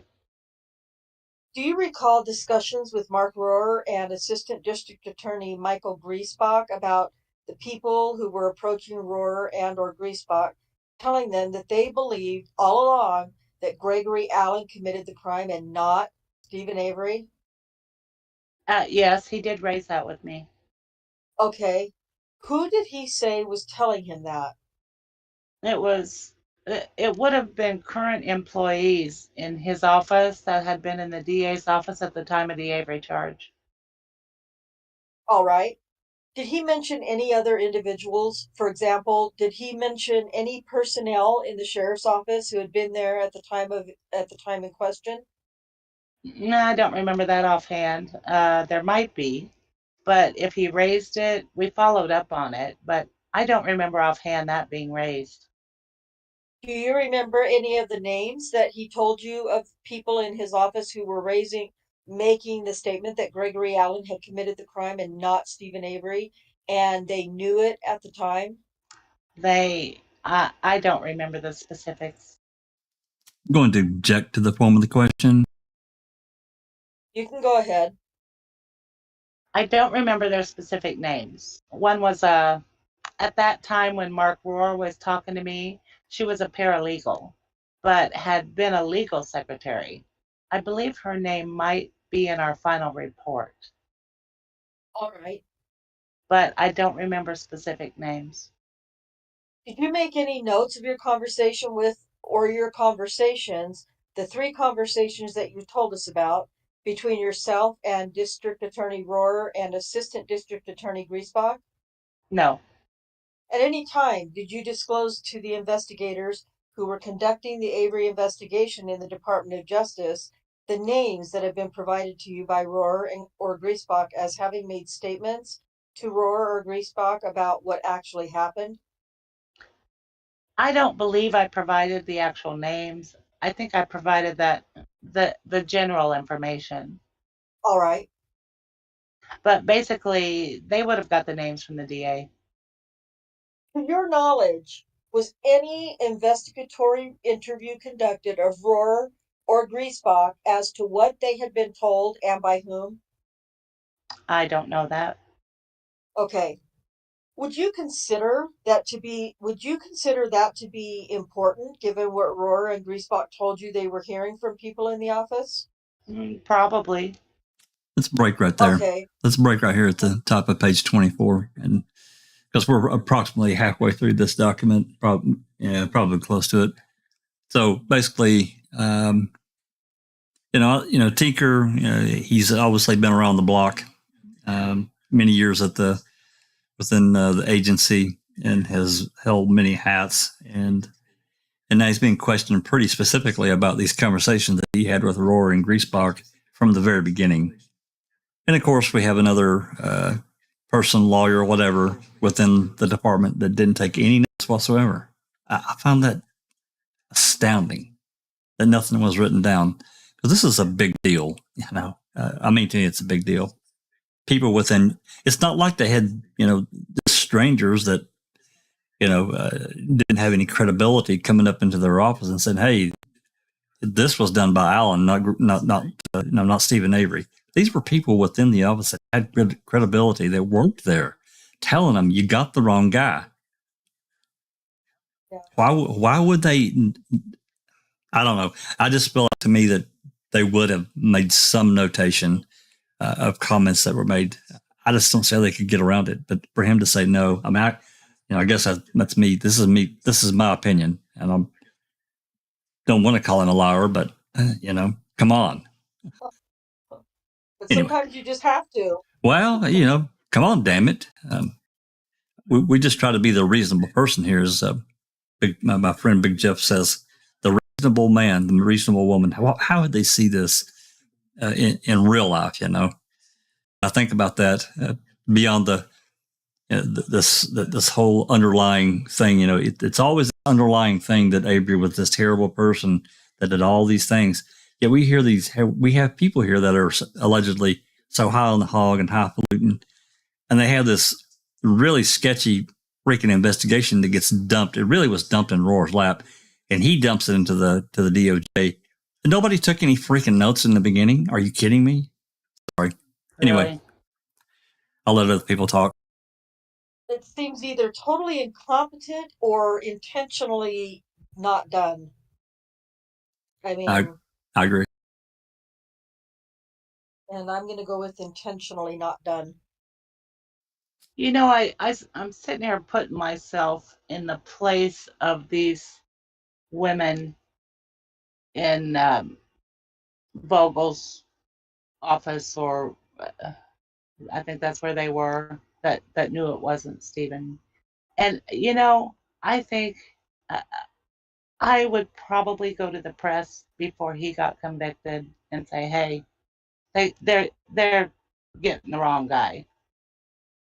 Yeah. Take a look at. I just see myself doing that. I don't know how they can live with themselves. I know they're worried about their job, but fuck the job. Yeah. It's about your self-respect and morals and ethics, and it is to me anyway. I'm with you, Susan. I can't just let it. I couldn't have just let that go. I would have been raising hell somewhere. Yep. I see a question here. Getting a little off track here, but just scanning the live chat just right quick. And Bethany had asked a question here probably a few minutes ago. These were actual text messages of Jody S. and some other chick claiming she was dating Stephen and got away from him. That was that the one? The one prior to that. Yeah, that's by her. Yeah, well, go ahead if you've got it. Read. Hey, I'll be back in 2 minutes. Okay. 1.5. So okay. Bethany had said earlier, it keeps jumping. Who's the chick that was texting Jody S. claiming Stephen was threatening to kill the investigators since his second conviction? Some people are so thirsty, and then I think it's kind of gives context, I think, to what you were just trying to read, Jack. Yeah, okay, I got you. Hey, there's Ann Holt. Thanks for coming in. So yeah, to follow up, Bethany, no, these were actual. Somebody must have asked about the text messages. She said no, these were actual text messages of Jody S. and some other chick claiming she was dating Stephen and got away from him. Was that the cop who was trying to get at her ex? The cop? I have no idea. Yeah, I don't know. Yeah, I don't know that one. I don't know about the text messages, I don't think. I think it seemed like I vaguely heard about that, but I don't really know anything about it at this time. Okay, interesting. Sorry. Yeah. And then our Williams says, wasn't there a judge that questioned the Avery arrest after they arrested Gregory Allen? Oh, I don't know, our William. Jack? I do have a little bell going off in my brain, but I can't remember specifics about that. It might have been Hazelwood, but yeah. Don't hold me to that. I mean, Hazelwood was the judge, on the 85 case, and afterwards, maybe it might have been him, but it could have been another one too. I just don't recall. Yeah. Well, Bethany says, I guess these text messages just came out, and she was curious. I just came out where? I don't know anything about Jack. What about text messages? I don't know anything about them. Well, Avery Way was put out some text messages, but I don't remember seeing anything from her about that. Could have been from someone else that I haven't seen. Avery Wave on Twitter Twitter and Reddit. and Reddit. Okay. Yeah, she just created an account on Reddit. She's been posting some stuff on TikTok. She's one that actually brought to our attention this second bus driver, and there was text messages associated with that too. But it doesn't have anything to do with this. I think that's Wave Avery. Is Not it Avery Wave? Is it Wave Yeah. Avery? Yeah. Well, probably. Yeah. I am partially dyslexic. Apparently, I can't read names, so that goes hand in hand. That goes hand in hand. I like Alice's Peg Slapper Harder. Yeah. Yeah. That's good. I'd like to slap her if she wasn't dead in her grave. Yeah. Well, you know, I know we shouldn't make fun of people's names and things like that, but every time you say Peg Lattenschlager, all I can think of is Peg Slapper Harder. I like it. Doc says it is a real shame that we will we'll never hear the depositions of Kasork and Vogel. I'm confident that they would contain a record number of, I don't recall, no doubt, Doc. They'd have to work. They'd have to work hard to beat Rora, but to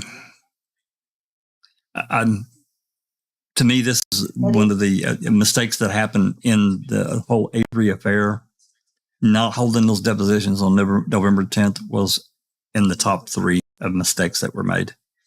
Should have continued. I know that Glenn and Kelly were worried about Stephen, but there's absolutely no excuse for not proceeding with those depositions.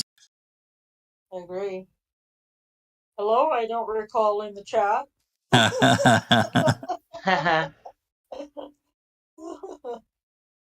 Yeah. Okay. Yeah, it's okay, so Bethany said that she'd seen about the the text on another show, and then Cher says, Bethany, are you talking about that gold digger Lynn that got engaged to Stephen Avery? Yeah, maybe. Okay. Yeah. Now things are starting to click a little bit. Yeah. Peg likes a lager. Nice. Calls her nice. He calls her what? That's funny. Peg likes a lager. Oh my. Well, he's not wrong. He's good. Yeah. No doubt. Well, that's a pretty common theme in Wisconsin. So hats off to them. Just drive safe, guys. Okay. So anyway, back to Tinker. This guy is and he made mention, I want to bring this up to, he brought up open records. He was describing, part of these different units within the DOJ and open records request being, part of that whole deal. And I've talked about it before. It's full of lawyers as records custodians. And to me, that's what's the right word here?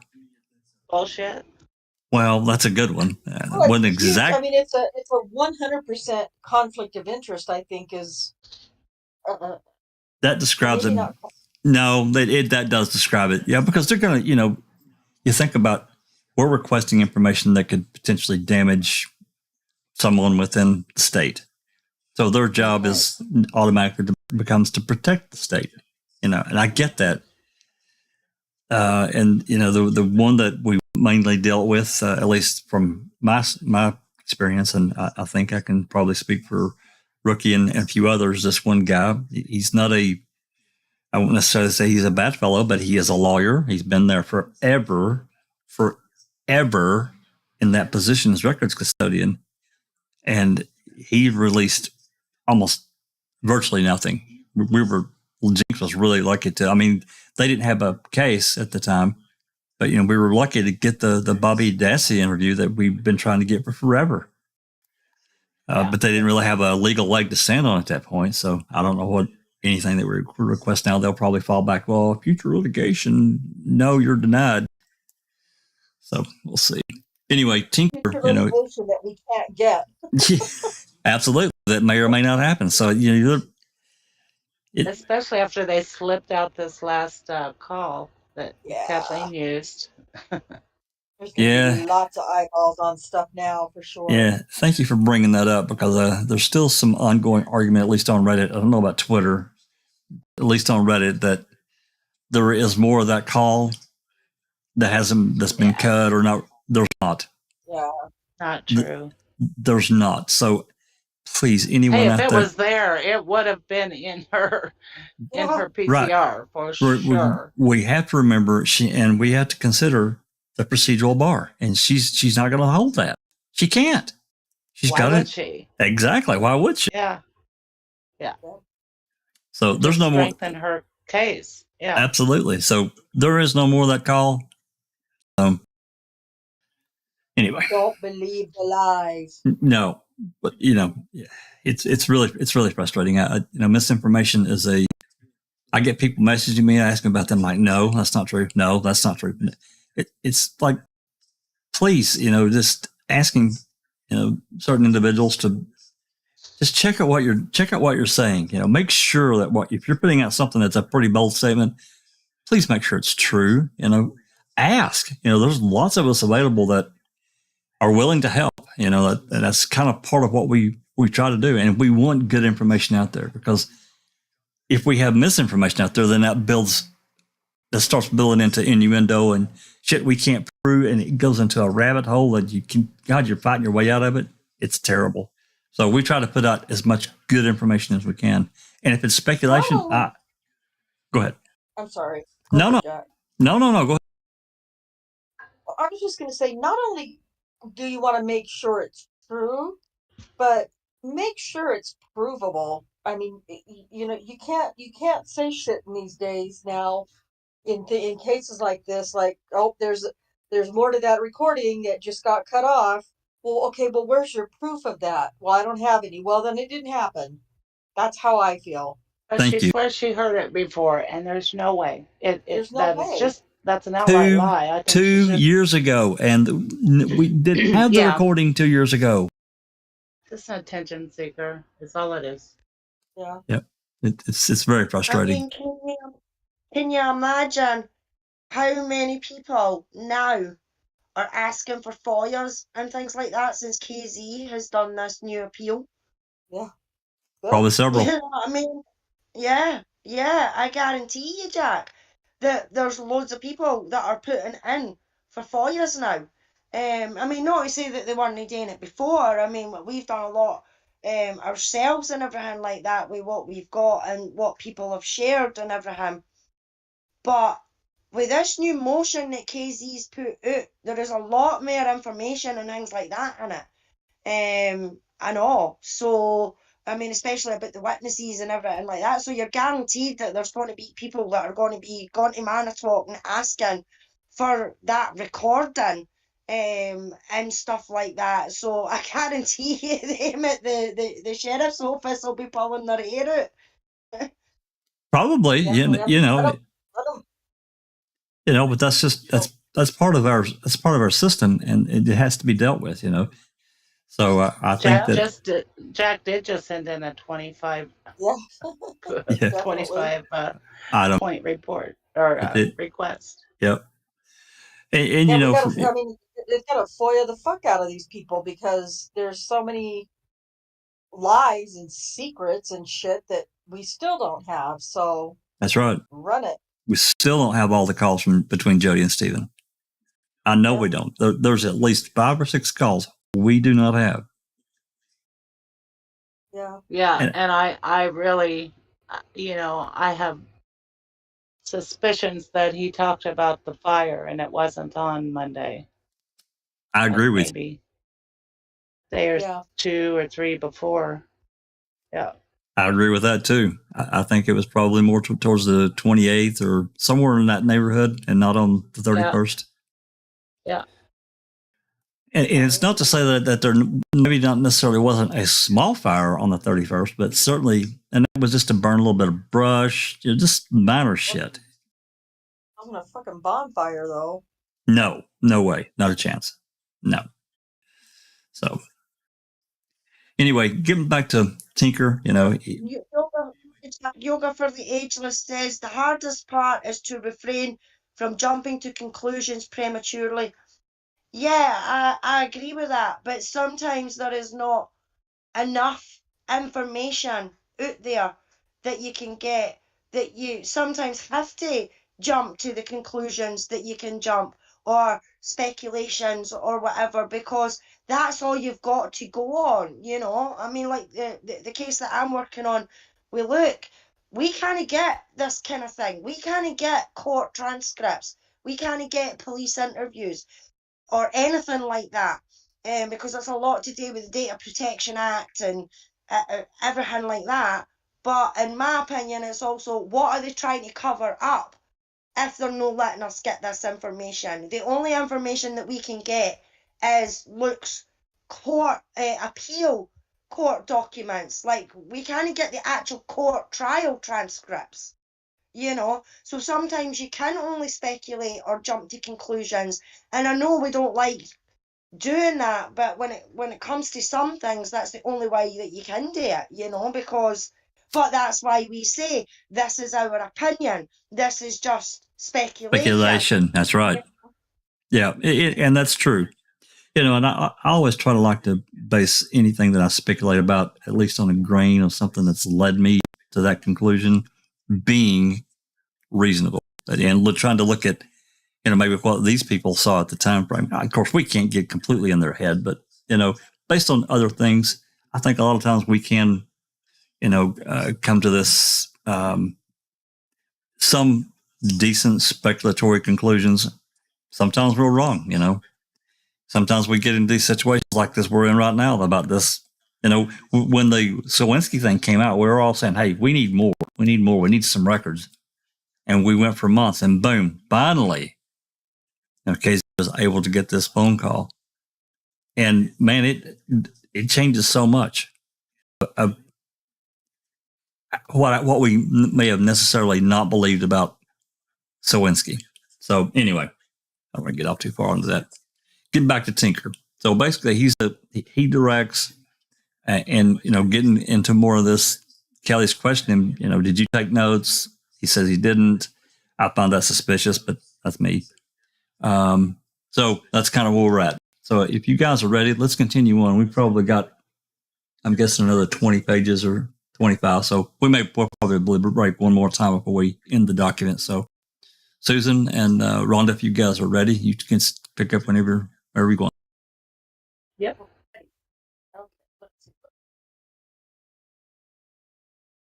And me. So line 2. Okay, there. I muted. Okay, I'm going to show you 2 exhibits contemporaneously.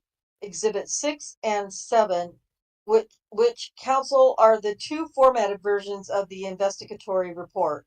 One begins 5012 Bates stamp, and the other one, it begins 5027 Bates stamp.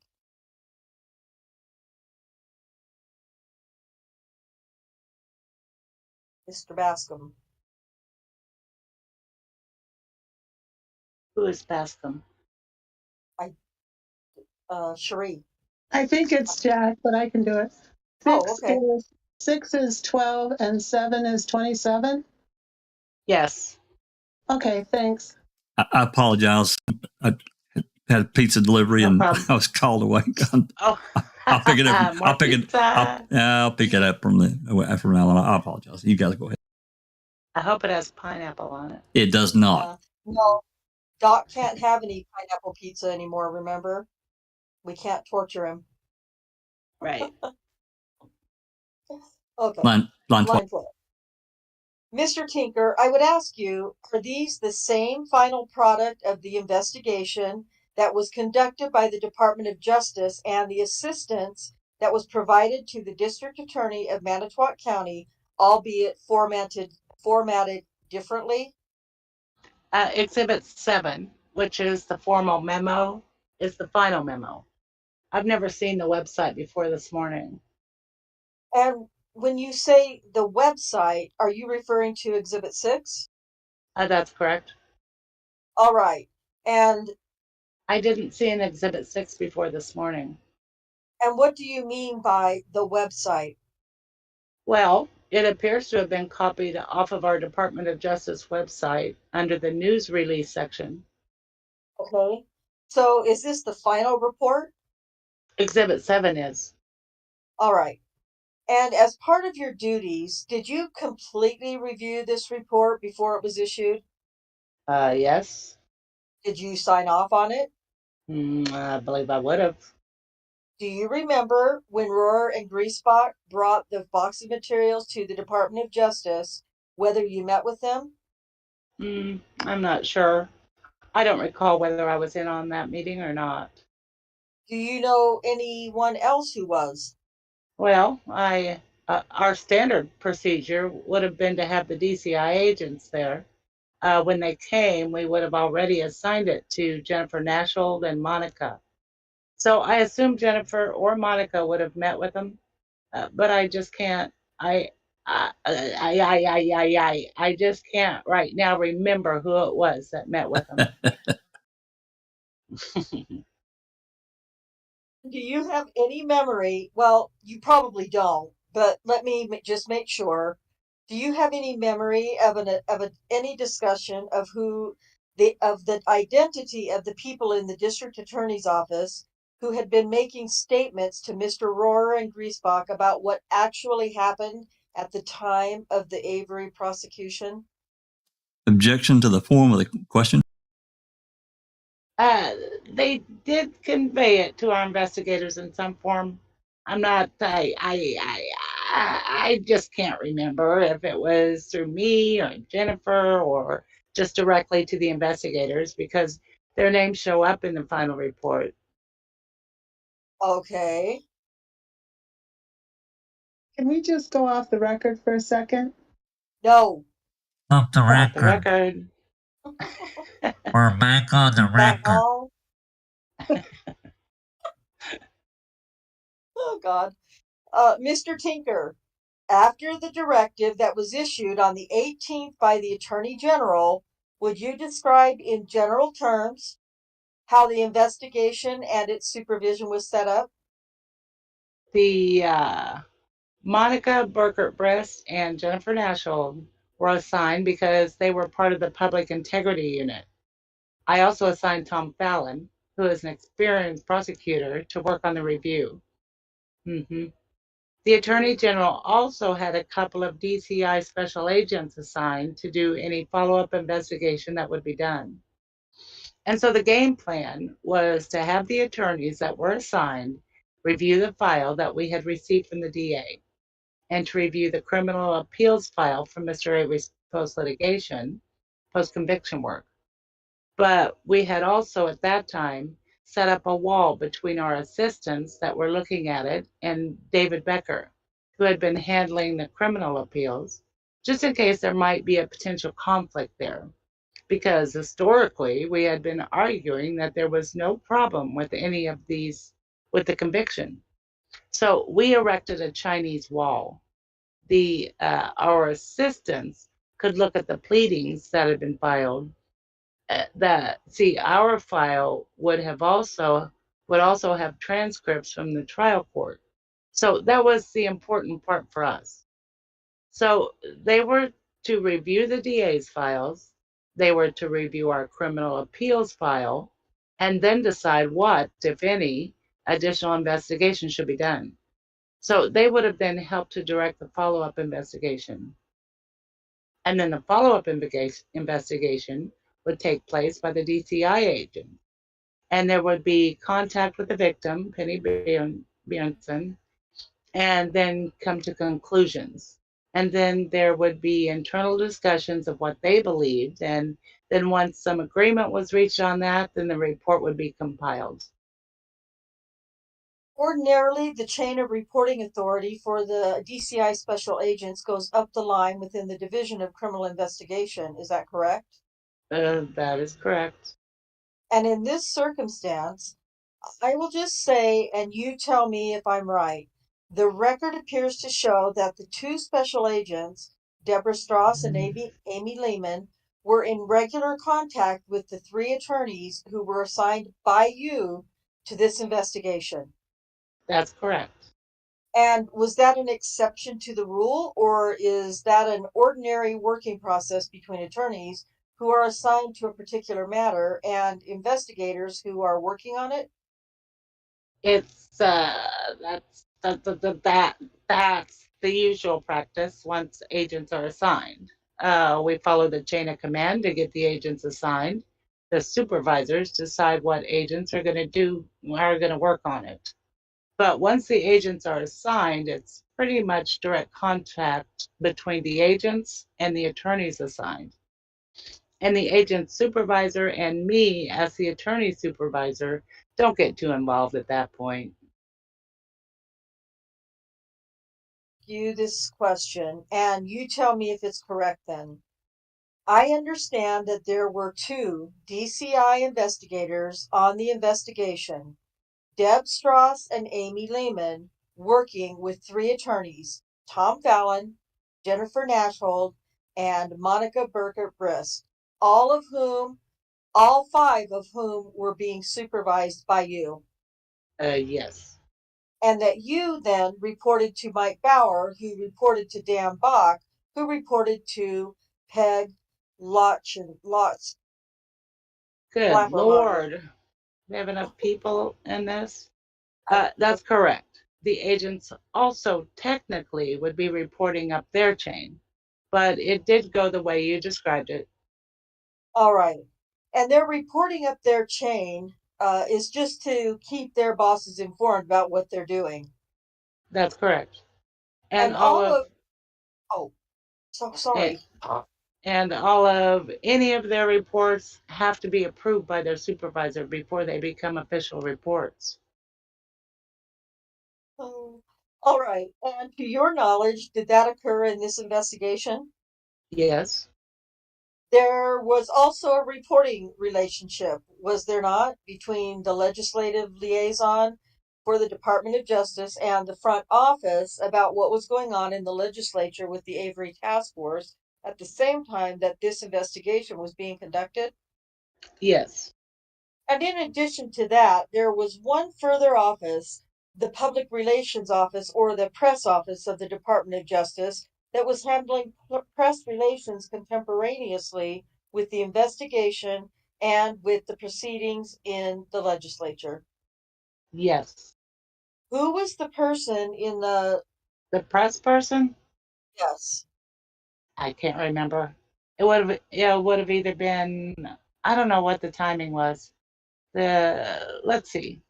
It would have been Brian. I'm not sure. It might have been Brian Rieselman. I can't remember. Who the press guy was at that point in time.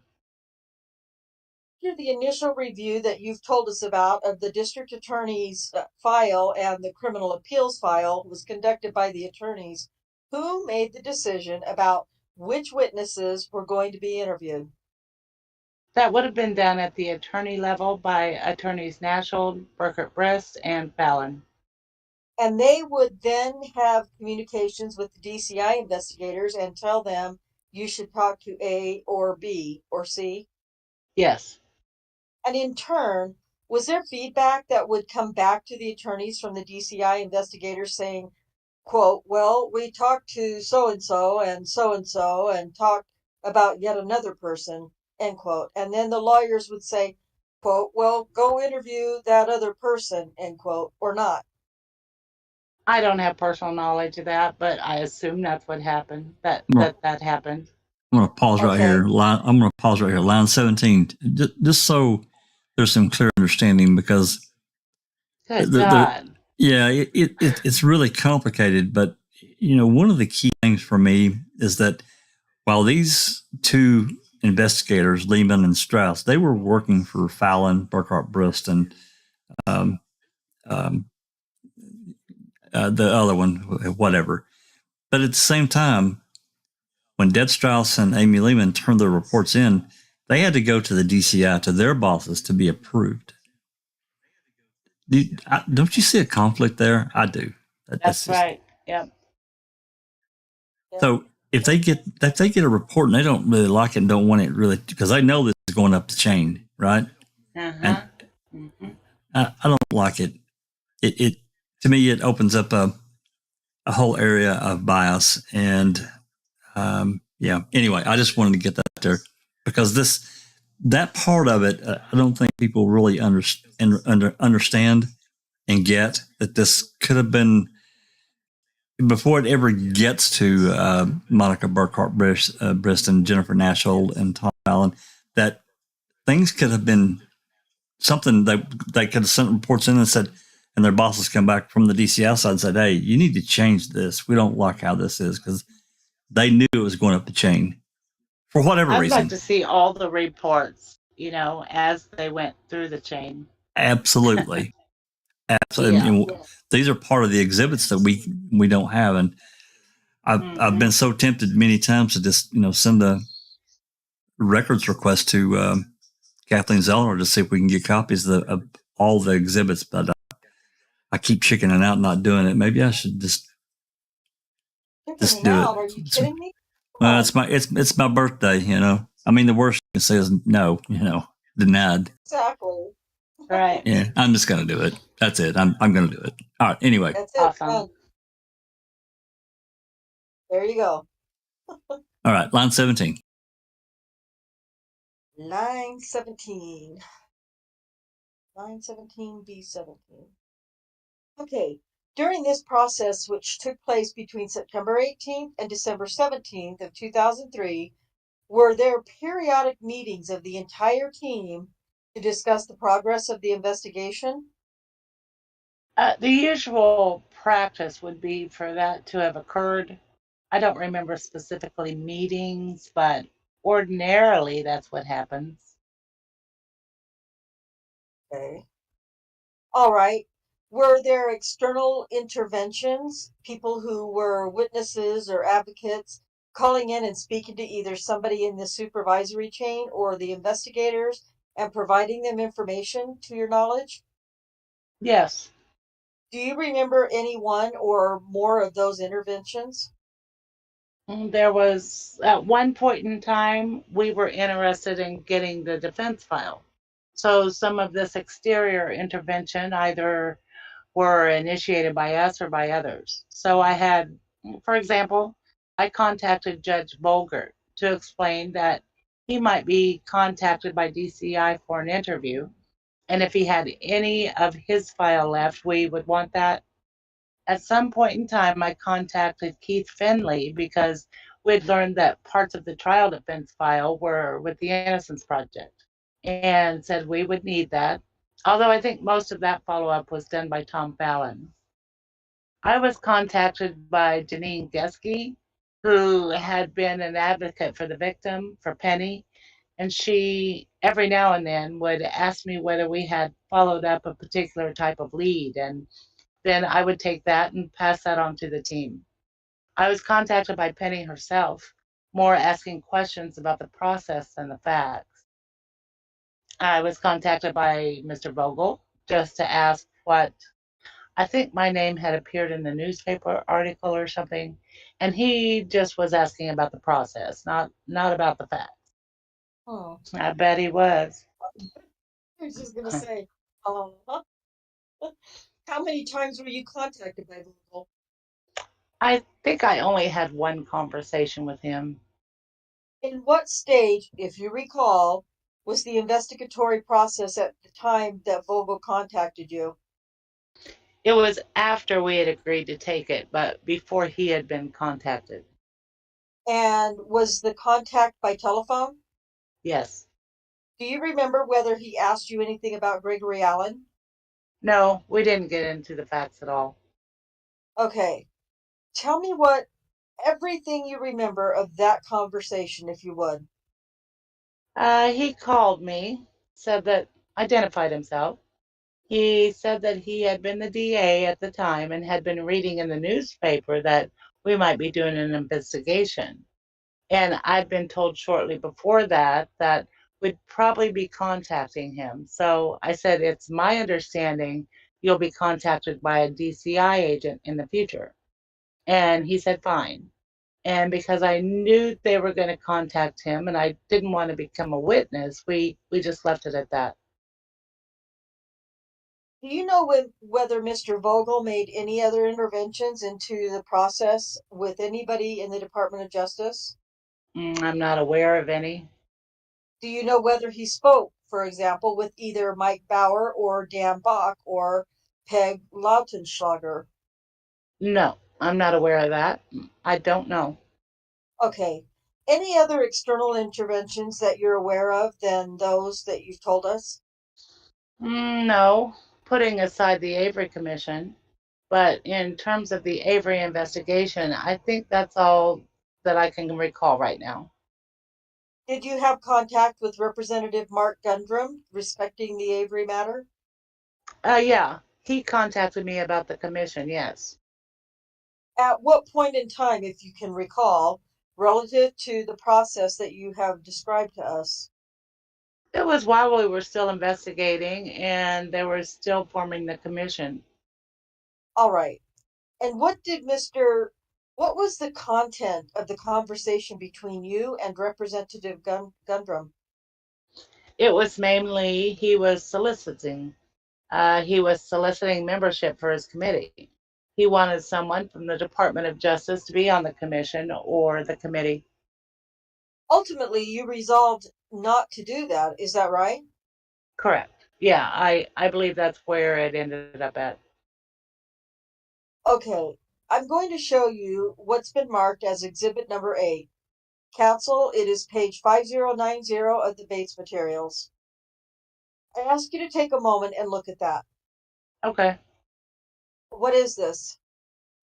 It would be an email update from Amy Lehman, special agent with DCI, to Monica, Tom, and Jennifer.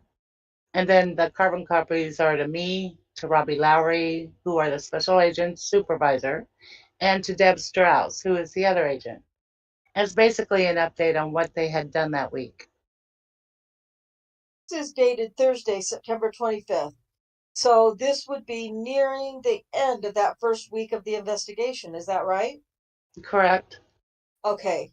And was this format fairly familiar? Are there other instances where there's emailing back and forth about what the progress of the investigation is? Yeah, it's pretty standard format. Okay. Do you know whether within the group of the 3 lawyers, Mr. Fallon, Ms. Nashhold, and Ms. Burker-Briss, there was any allocation or of respective responsibilities that they described, that they decided upon, or that you decided upon for them? I think eventually, as it worked its way out, Jennifer Nashhold took the lead in writing the report. And in terms of directing the actual investigation, I think those were usually mutual decisions between Jennifer and Tom would consult. Monica would be involved. Monica had more of a civil background, and Jennifer Nashhold had come from a criminal appeals background. So a lot of the directions would have been in consultation between Jennifer and Tom. Monica Burkett-Briss, civil background of, did it have any purpose in the investigation as you understood it? She was involved because she was a member of the Public Integrity Unit. So she brought that perspective to it. Okay. You're appearing here today as the custodian of records in this case. Is that right? Yes. All right. I'm going to show you what's been marked as Exhibit 9. It's the subpoena. Council, page 5496, Bates stamp. And in your capacity as custodian of records, did you assure that the records produced were in conformance with the request that was made by the subpoena? Yes. Okay. Do we have everything as far as you know? Yes, as far as I know. I asked DCI for their records, and Robbie Lowry had Amy Lehman pull all of their records and give me a copy. And those were included in my box. And then also included in my box was the box we received back from the Records Center from our investigation. Are you satisfied that you also have everything that's called for by the subpoena from Mr. Bauer, Dan Bach, and Peg Lautenschlager? Yes, I assume so. I didn't talk to them directly about their response, but I believe that internally we made sure we had all the documents that were responsive. Okay. I'd like to go off the record for just a moment. Mr. Tinker, do you know whether or not there is, as a result of the investigatory process, email that was exchanged between and amongst the three attorneys and or the investigators that was never put into hard copy format? I'm not aware of any. Basically, what I asked the attorneys to do, well, Jennifer is no longer a part of the unit, but I asked Monica and Tom Fallon to make hard copies of whatever emails they still had. So I'm not aware of any, at least on the attorney's side, that are floating there and that are there on the server but have not been printed. Do you know what the process was in terms of electronic mailing between and amongst the attorneys when the report was prepared? Were drafts going back and forth by electronic communication? Yes, And do you know whether or not all of those materials have been retrieved and given to us in hard copy format? I believe they have. I was included in those loops and I printed off, I believe I had one draft that was provided. And I believe there was also a draft from between Jennifer Nashold and Tom Fallon that's been printed and produced. Do you know whether or not any search was made of the department's servers to determine whether or not there are further unretrieved e-correspondence about the case? I'm not aware of that being done. It's hard for us to do that because of there is some security encryption that's done. So you can't do ordinarily, you can't do just a blanket search. You have to have the individual or recipients do searches. Okay. Earlier you testified about the systematized format for the Division of Criminal Investigation reports when we were exchanging questions and answers about exhibit number 5. My question is this: from what, if you know, are those reports prepared? Do you mean at the agent level? I do. Ordinarily, the agents, DCI's practice is the individual agents take notes, and then they take those notes, they sit down and generate their written report. Then they compare the report with their notes, and if the written report is correct, they destroy their notes. Immediately, contemporaneously with the preparations of the report? Yeah, once they've confirmed that the report itself accurately reflects their notes, they're then destroyed. I'm not sure whether the destruction is done right then or after their supervisor has approved their report. Why the hell would you destroy anything? See, that's what I'm talking Yeah. about. Now they've got their That's notes. ridiculous. It is ridiculous. It's absolutely asinine. That's the same thing that's happened in Daniel's case. All we have are what the investigators have typed in their police reports. Are there any other reports? There's no written reports that have been maintained, and that makes zero sense to me. Zero. Absolutely. Yep. But when you're trying to hide shit, that's how you roll. Well, potentially. I mean, it comes across as awful to me. Yep. Okay. All right. And who was the supervisor who approved their reports in this instant? Was it the supervising lawyers or was it somebody in DCI? DCI, Robbie Lowry. Okay. And the notes that you talked about, are those, to your knowledge, are those handwritten notes or are they electronic notes taken on a laptop? I'm not sure how these agents do it. Okay. Do you know whether or not there were any tape recordings made? I'm not sure. But if there were, they were destroyed. Okay. Do you know whether or not the agents maintained memo booklets or small notebooks of their own where they made notes? No, I don't know that. Okay. Do we have the boxes, Corey? It's my understanding that they're outside right now. Yes. Okay. Let's take a moment and get those. I'm going to go through with that and then I'm done. Off the record. And back on the record. Mr. Tinker, I'm going to show you a box and some materials, and we are up to exhibit number 9. So I'm going to take a moment here and I'm going to put a sticker on this first box. I think that'll be 10. All right. We're going to make this exhibit 10. And then I would ask you, is this box denominated as the DCI file? Yes, it is. All right. Then I'm going to take the materials out of it and I'm going to put a sticker on these materials, which would be exhibit number 11. I'm going to give this to you and ask you to tell us what that is. It's basically a pile of paper and then folders containing documents. The top part of the loose files that says volume 1 on a blue piece of paper is a copy of DCI files that was given to me at my request. In response to the subpoena. That's correct, in response to the subpoena. So these are the records that DCI copied and provided me. All right.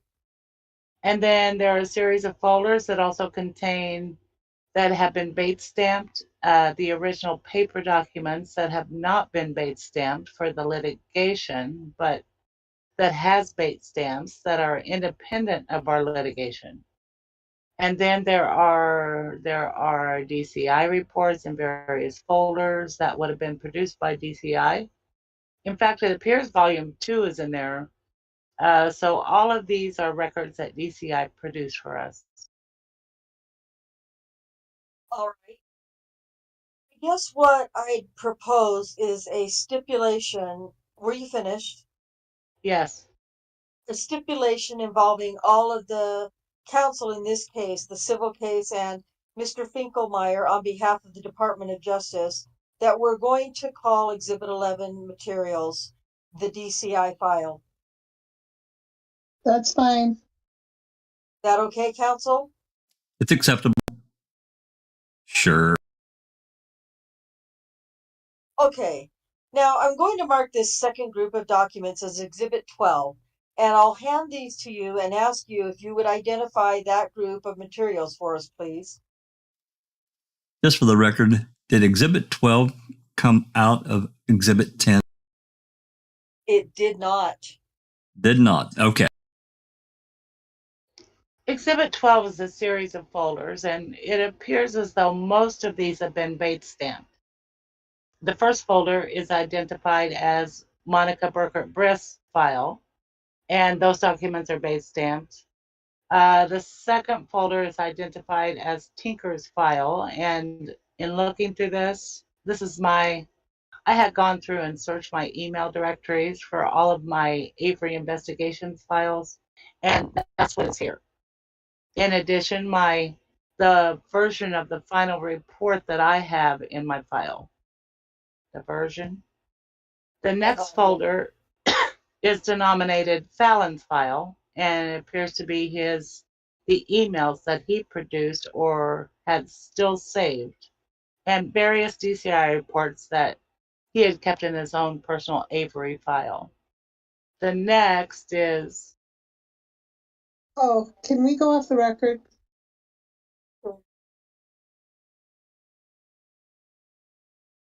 The last bigger file is denominated Dan Box Avery file, and it has a series of folders in it that from the copies of the emails. They were emails printed off from Dan Box email folder, and it's denominated Stephen Avery Report. And then there's a folder which contains his notes from the Avery Task Force and a legislative council report on the draft of an eyewitness identification procedure. He has a folder on the eyewitness ID materials and a folder that's denominated DOJ Proposals Stephen Avery. And it has a number of documents, but I'm not sure what those are. All right.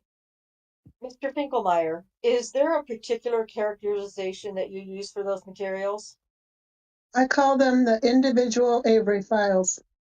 All right, then that's what we'll call them. And that's exhibit number 12.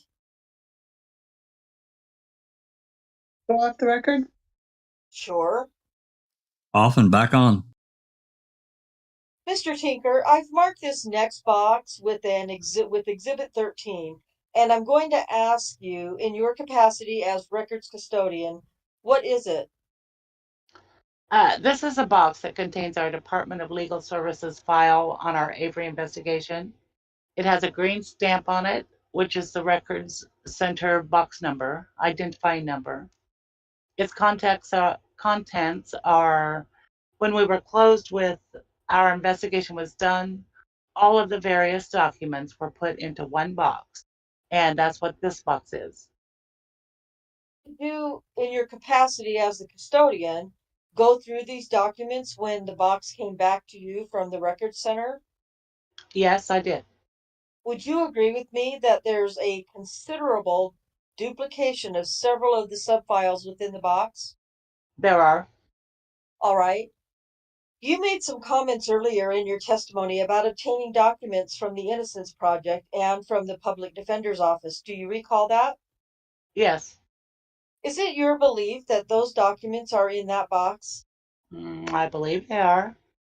Do you have a belief about whether or not you obtained the entire Public Defender file? Objection. No foundation. I don't. I don't have any way of knowing if we got the entire file. Okay. I'm not sure. To your knowledge, did you get any file from Attorney Bolgert? I believe that I'm not sure if we got the actual file. I believe that he had passed his file on to somebody else. All right. I don't know. Were you And actually, on the defense file, if I can back up, I'm not sure we actually got a physical copy or if Tom Fallon just went down and reviewed the file. went down where? Down to the Innocence Project. Yeah, let's pause right there at line 14 just for a brief moment. And we've already read Fallon's deposition. It's been some months ago.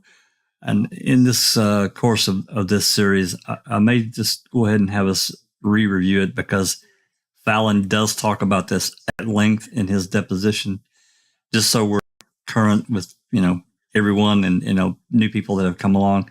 His deposition is very interesting, and he did go to the Innocence Project. So anyway, I want to make that clear. So line 14. Yeah, line 14. So it's your belief that the public defender's files, such as it may have been, was given to the Innocence Project. Correct. And my Where belief for that is there was an issue for us on whether or not discovery was complied with. And there are some of these, the person that did it, I can't remember his name. There's a report involving him that is stamped as having been received by the public defender. So Tom Fallon came across that report somewhere. Okay. To your knowledge, did anybody from the public defender's office tell you that they were withholding any documents from you? I'm not aware of any withholding. To your knowledge, did anybody from the Innocence Project tell you that they were withholding any documents from you? I'm going to object. There's no foundation. I'm just asking him what he knows. Well, but there's no foundation that he ever spoke to anyone there for them to tell them these things. And I object to the form of the question. Okay. I never had those conversations with anyone. All right. I believe you told us earlier that you had a conversation with Judge Bolger at the time that the investigations were going to be talking with him. Oh, let me start that again. All right. I believe you told us earlier that you had a conversation with Judge Bolger at the time that the investigators were going to be talking with him. Correct. Did you have any conversation with Judge Boldred about whether he had any file that he had maintained from the case? I have a vague recollection that we discussed that he was going to be contacted by DCI and that they would want to get a copy. They would want to get a copier, get his file, whatever that means. And I have a vague recollection that he thought I think he told me he had passed his file on. To whom? Well, to next counsel, whoever it was involved in the post convictions. Which would be the state public defender's office, as far as you know? Correct. Did Judge Boulder say anything to you about being unwilling to produce any aspect of the file for you? No, that wasn't raised. We didn't discuss that. Did you yourself have any conversation with Risa Evans about her file in the case? No. Did you yourself have any conversation with any members of the Avery family about any file they might have in the case? No, I didn't. Would it be fair to say that anything that the Department of Justice received and maintained from any person or organization that represented Stephen Avery would be in Exhibit 13? Yes. You're aware that earlier this week, on Monday, Mr. Glenn and I examined all the materials produced by the Department of Justice in response to the subpoena, correct? I received an email to that effect, yeah. All right. And you know that materials were bait stamped and provided to us following that inspection. Yes. Now, after we inspected the materials, to your knowledge, did anybody else involved in this litigation inspect the materials?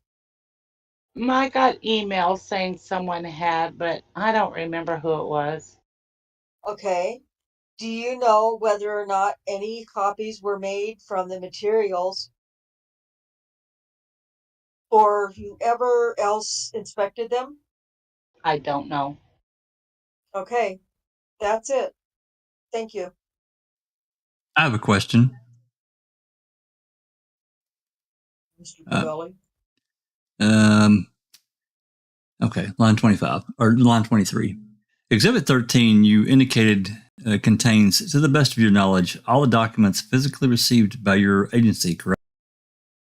Yes, with the qualification that being that we had received the DA's file, the DA requested that file back. So we made a copy of the DA's file and then returned, I'll call it his original. We returned the original DA file back to him, but maintained a copy of what he had given us. Just so I'm clear, my understanding of your testimony, though, is that defense file materials may have been viewed, but were never physically provided and therefore are not part of Exhibit 13. Is that true? I'm not sure what parts of the defense files were copied. Okay. If they were, Tom Fallon knows that.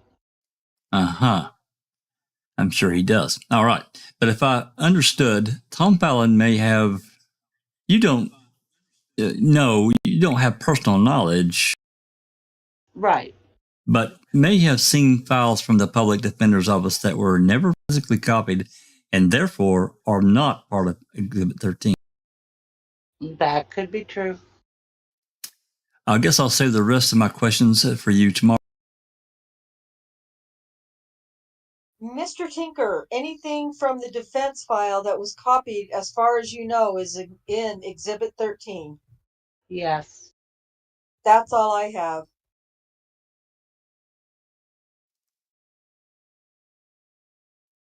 I'll let you do the report since Cavelli talked. Okay, there being nothing further. Oh, we should maybe, this way we'll put our stipulation on the record about how we're going to handle these exhibits. Would that be appropriate? Why don't you go right ahead? Don't you go right ahead, Mr. Cavelli? That's okay. The documents that were produced today pursuant to the subpoena that have been marked, I think we have an agreement that those have those that have not already been bait stamped will be bait stamped by the DOJ, and that the DOJ will maintain possession of the originals of all those exhibits and will make available at counsel parties in this litigation's own expense copies that they may wish to make and arrange for,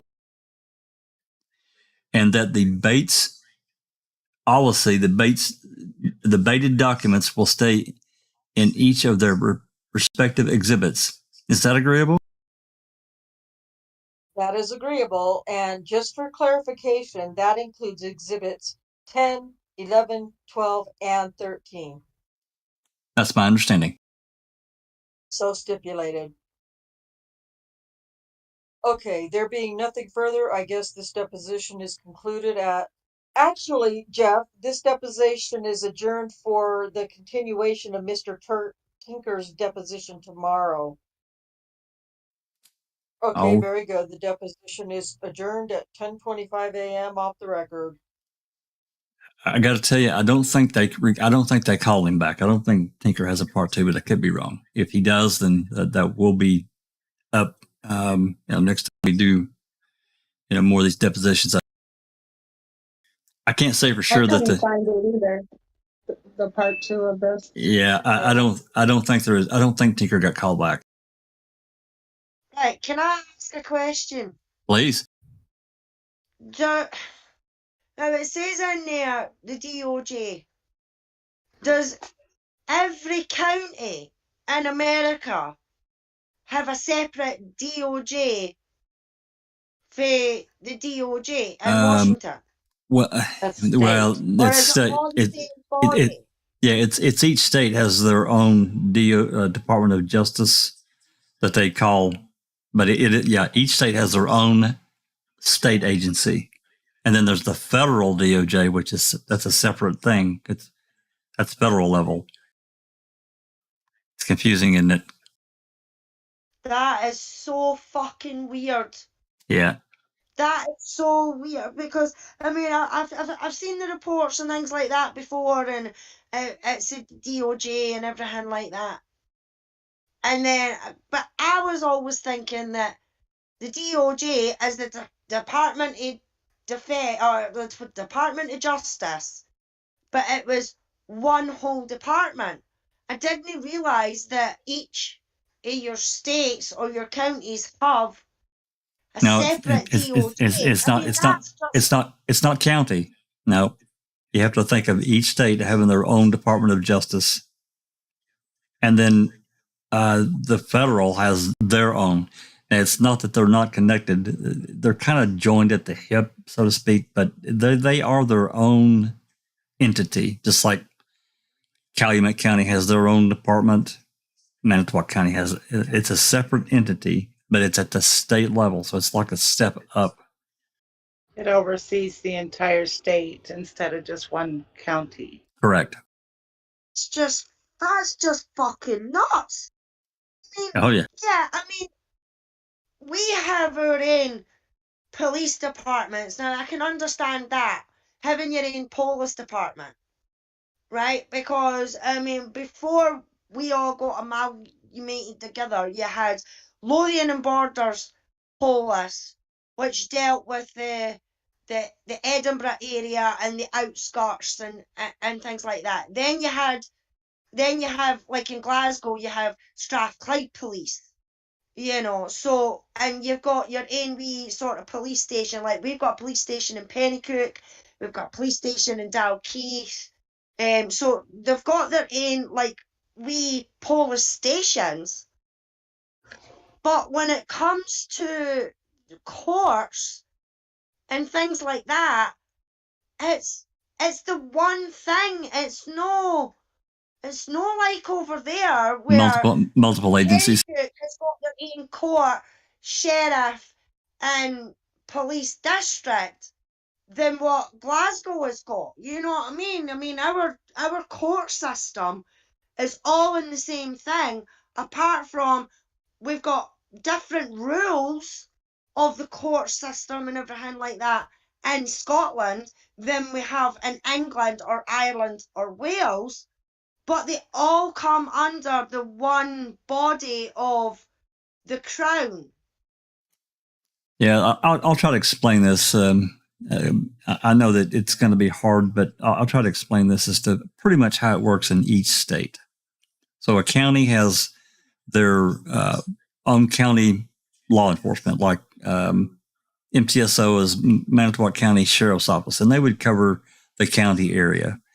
But they also have city police. That's a separate unit, but it's still part of Manitowoc.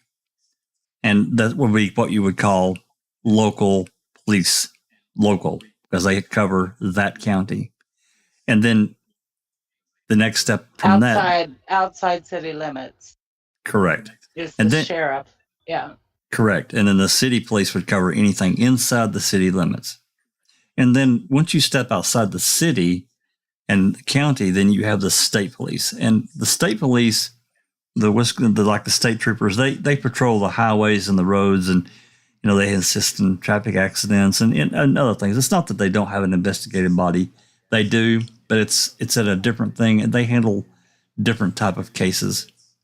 And then you take the next step up from that, and that is where you get into the DOJ and these special agents like Fassbender and, See, to me, that's too many cooks. Yeah.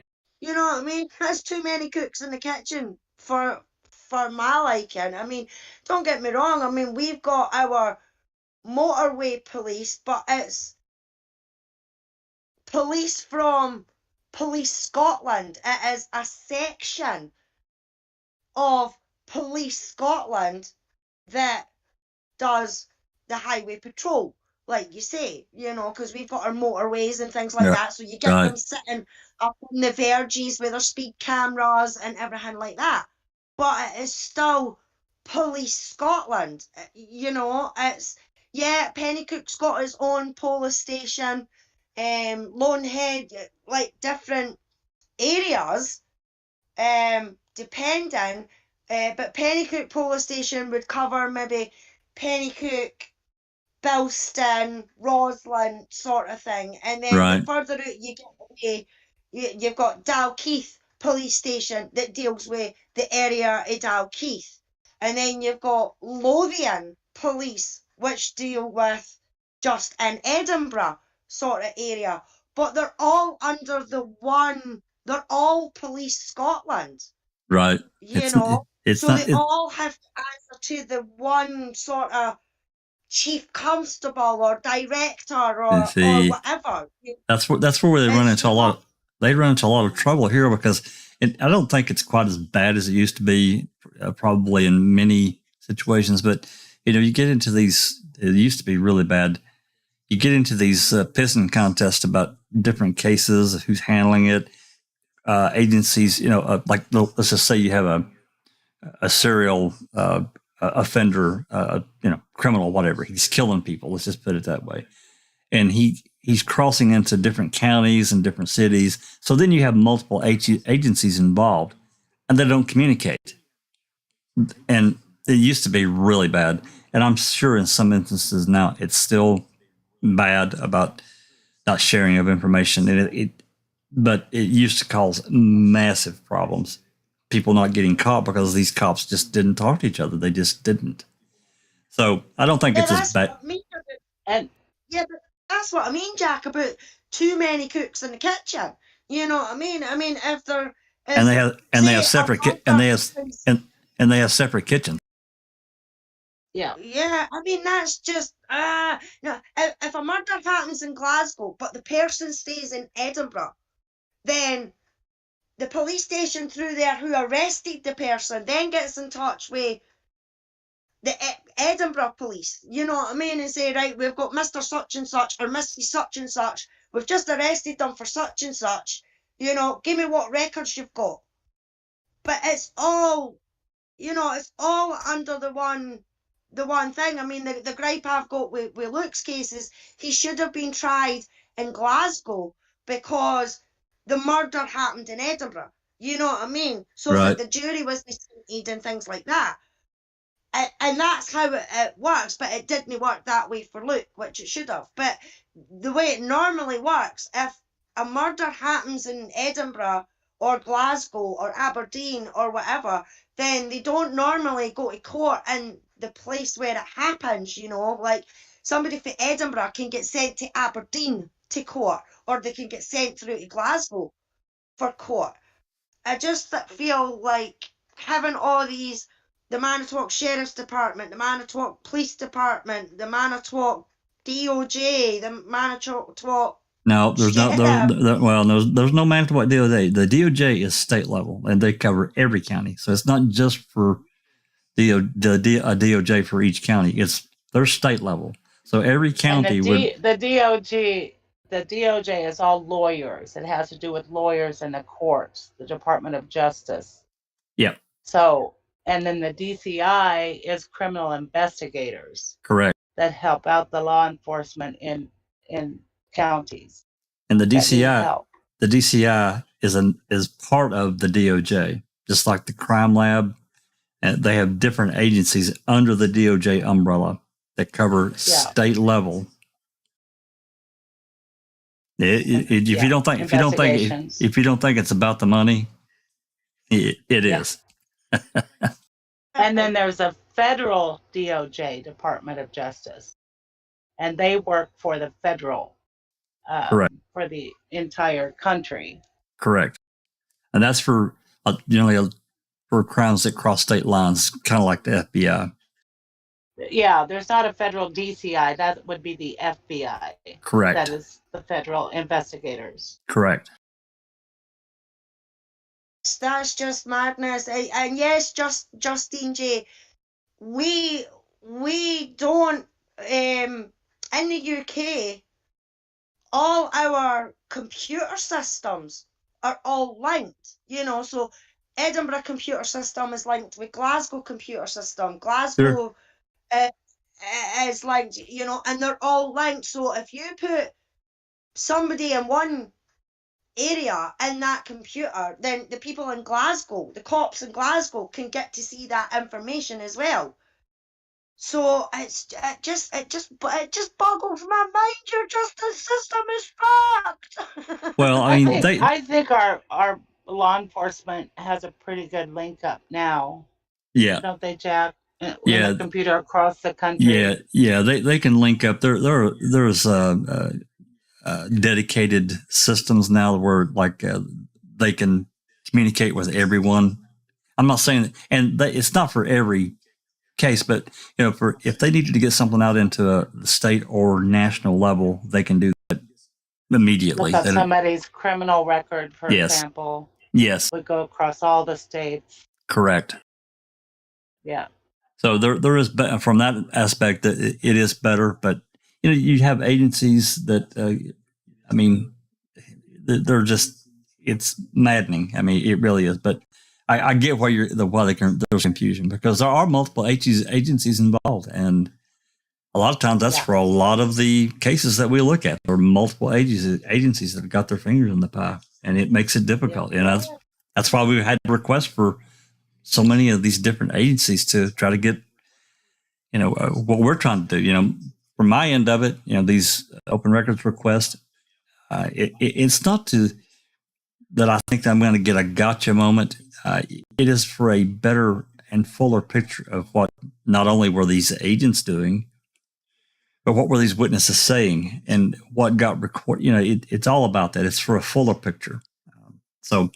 Yeah. Hopefully I've cleared some of that up, and I know it, and I probably have to tell you again, and that's fine. You know, we want people to understand how the system works here, because it is complicated. It is.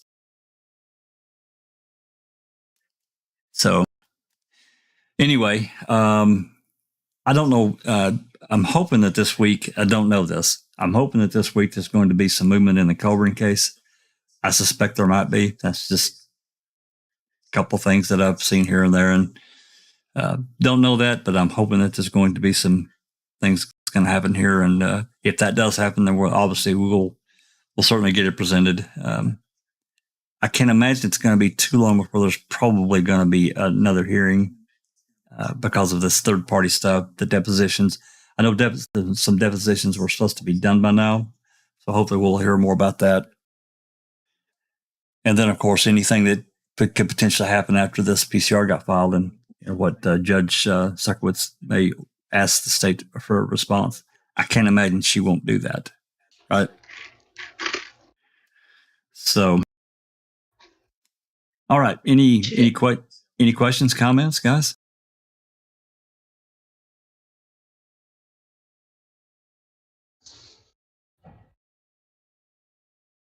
I was wondering, were they trying to say that, or was Kelly trying to get at saying that either the public defender's office or I guess it was the public defender's office was holding back things? It sounded like it to me. Yeah. And, that gets into some of Fallon's testimony. And I'm not going to say it verbatim, but I remember there was some discussion. It was either Glenn or Kelly questioned him about this and his visit to the Innocence Project to get a copy of their file. And there was some weird shit about that too. So we may go ahead and read it again. I know it's been months since we read it, but to me it's interesting, and it fills this picture in a little bit better. There's also here on the 12th and 13th, Monica Burkhart-Brist and Jennifer Nashhold. We'll go ahead and we've talked about at least elements of those depositions. I can't remember if we read them in their entirety, but we're going to. Those are on the list as well. And then we'll go from there. I think we've done Dead Strauss Part 2. If we haven't, we will. And of course, anything else that may happen in the interim. We've been pretty busy lately. And then this FOIA, hopefully they'll. Yeah, I know. I hope they'll approve all of it. If they do, hey, we'll do what we can and get it out there, and go from there. Any other questions, comments before we take off? We've been here 2 hours and 47 minutes. I've got pizza to eat, birthday pizza to eat. Woohoo! Woohoo! No pineapple. Get on that pizza. No pineapple, Doc. We're all But good, Kalamata olives. No olives. I like olives okay. I just don't really care for them on the pizza. Andy That's B. Doc's thing. Andy B. Don't go. Don't go. Sorry, Andy. I'm hungry, man. Thank you, Case 10. Ooh, Well, mushrooms, yeah. absolutely. And see, I got grilled chicken, beef, mushrooms, green peppers, and onions. Right, you killed me. Extra Sounds cheese, pan. Alice, it's time to go to sleep for you. Yeah, I'll be but there in you, 5 you, minutes, brother. you poisoned me. I'm allergic to mushrooms, so that's it. You poisoned me. You and William. Are you really? Are you? I had no idea. I've never heard anyone allergic to mushrooms. That's interesting. Yep, I'm allergic to mushrooms. Yep. You poor thing. Oh damn! I love mushrooms. Sauteed. Me too. Not the hallucinogenic kind. I can take those ones. That's funny. It's a different fungi, isn't it? So, oh yeah. But like the butter mushrooms and things like that you can buy for stews and pizzas and things like that. Yep, I'm allergic. So the ones for medicinal use are fine. Gotcha. Yeah.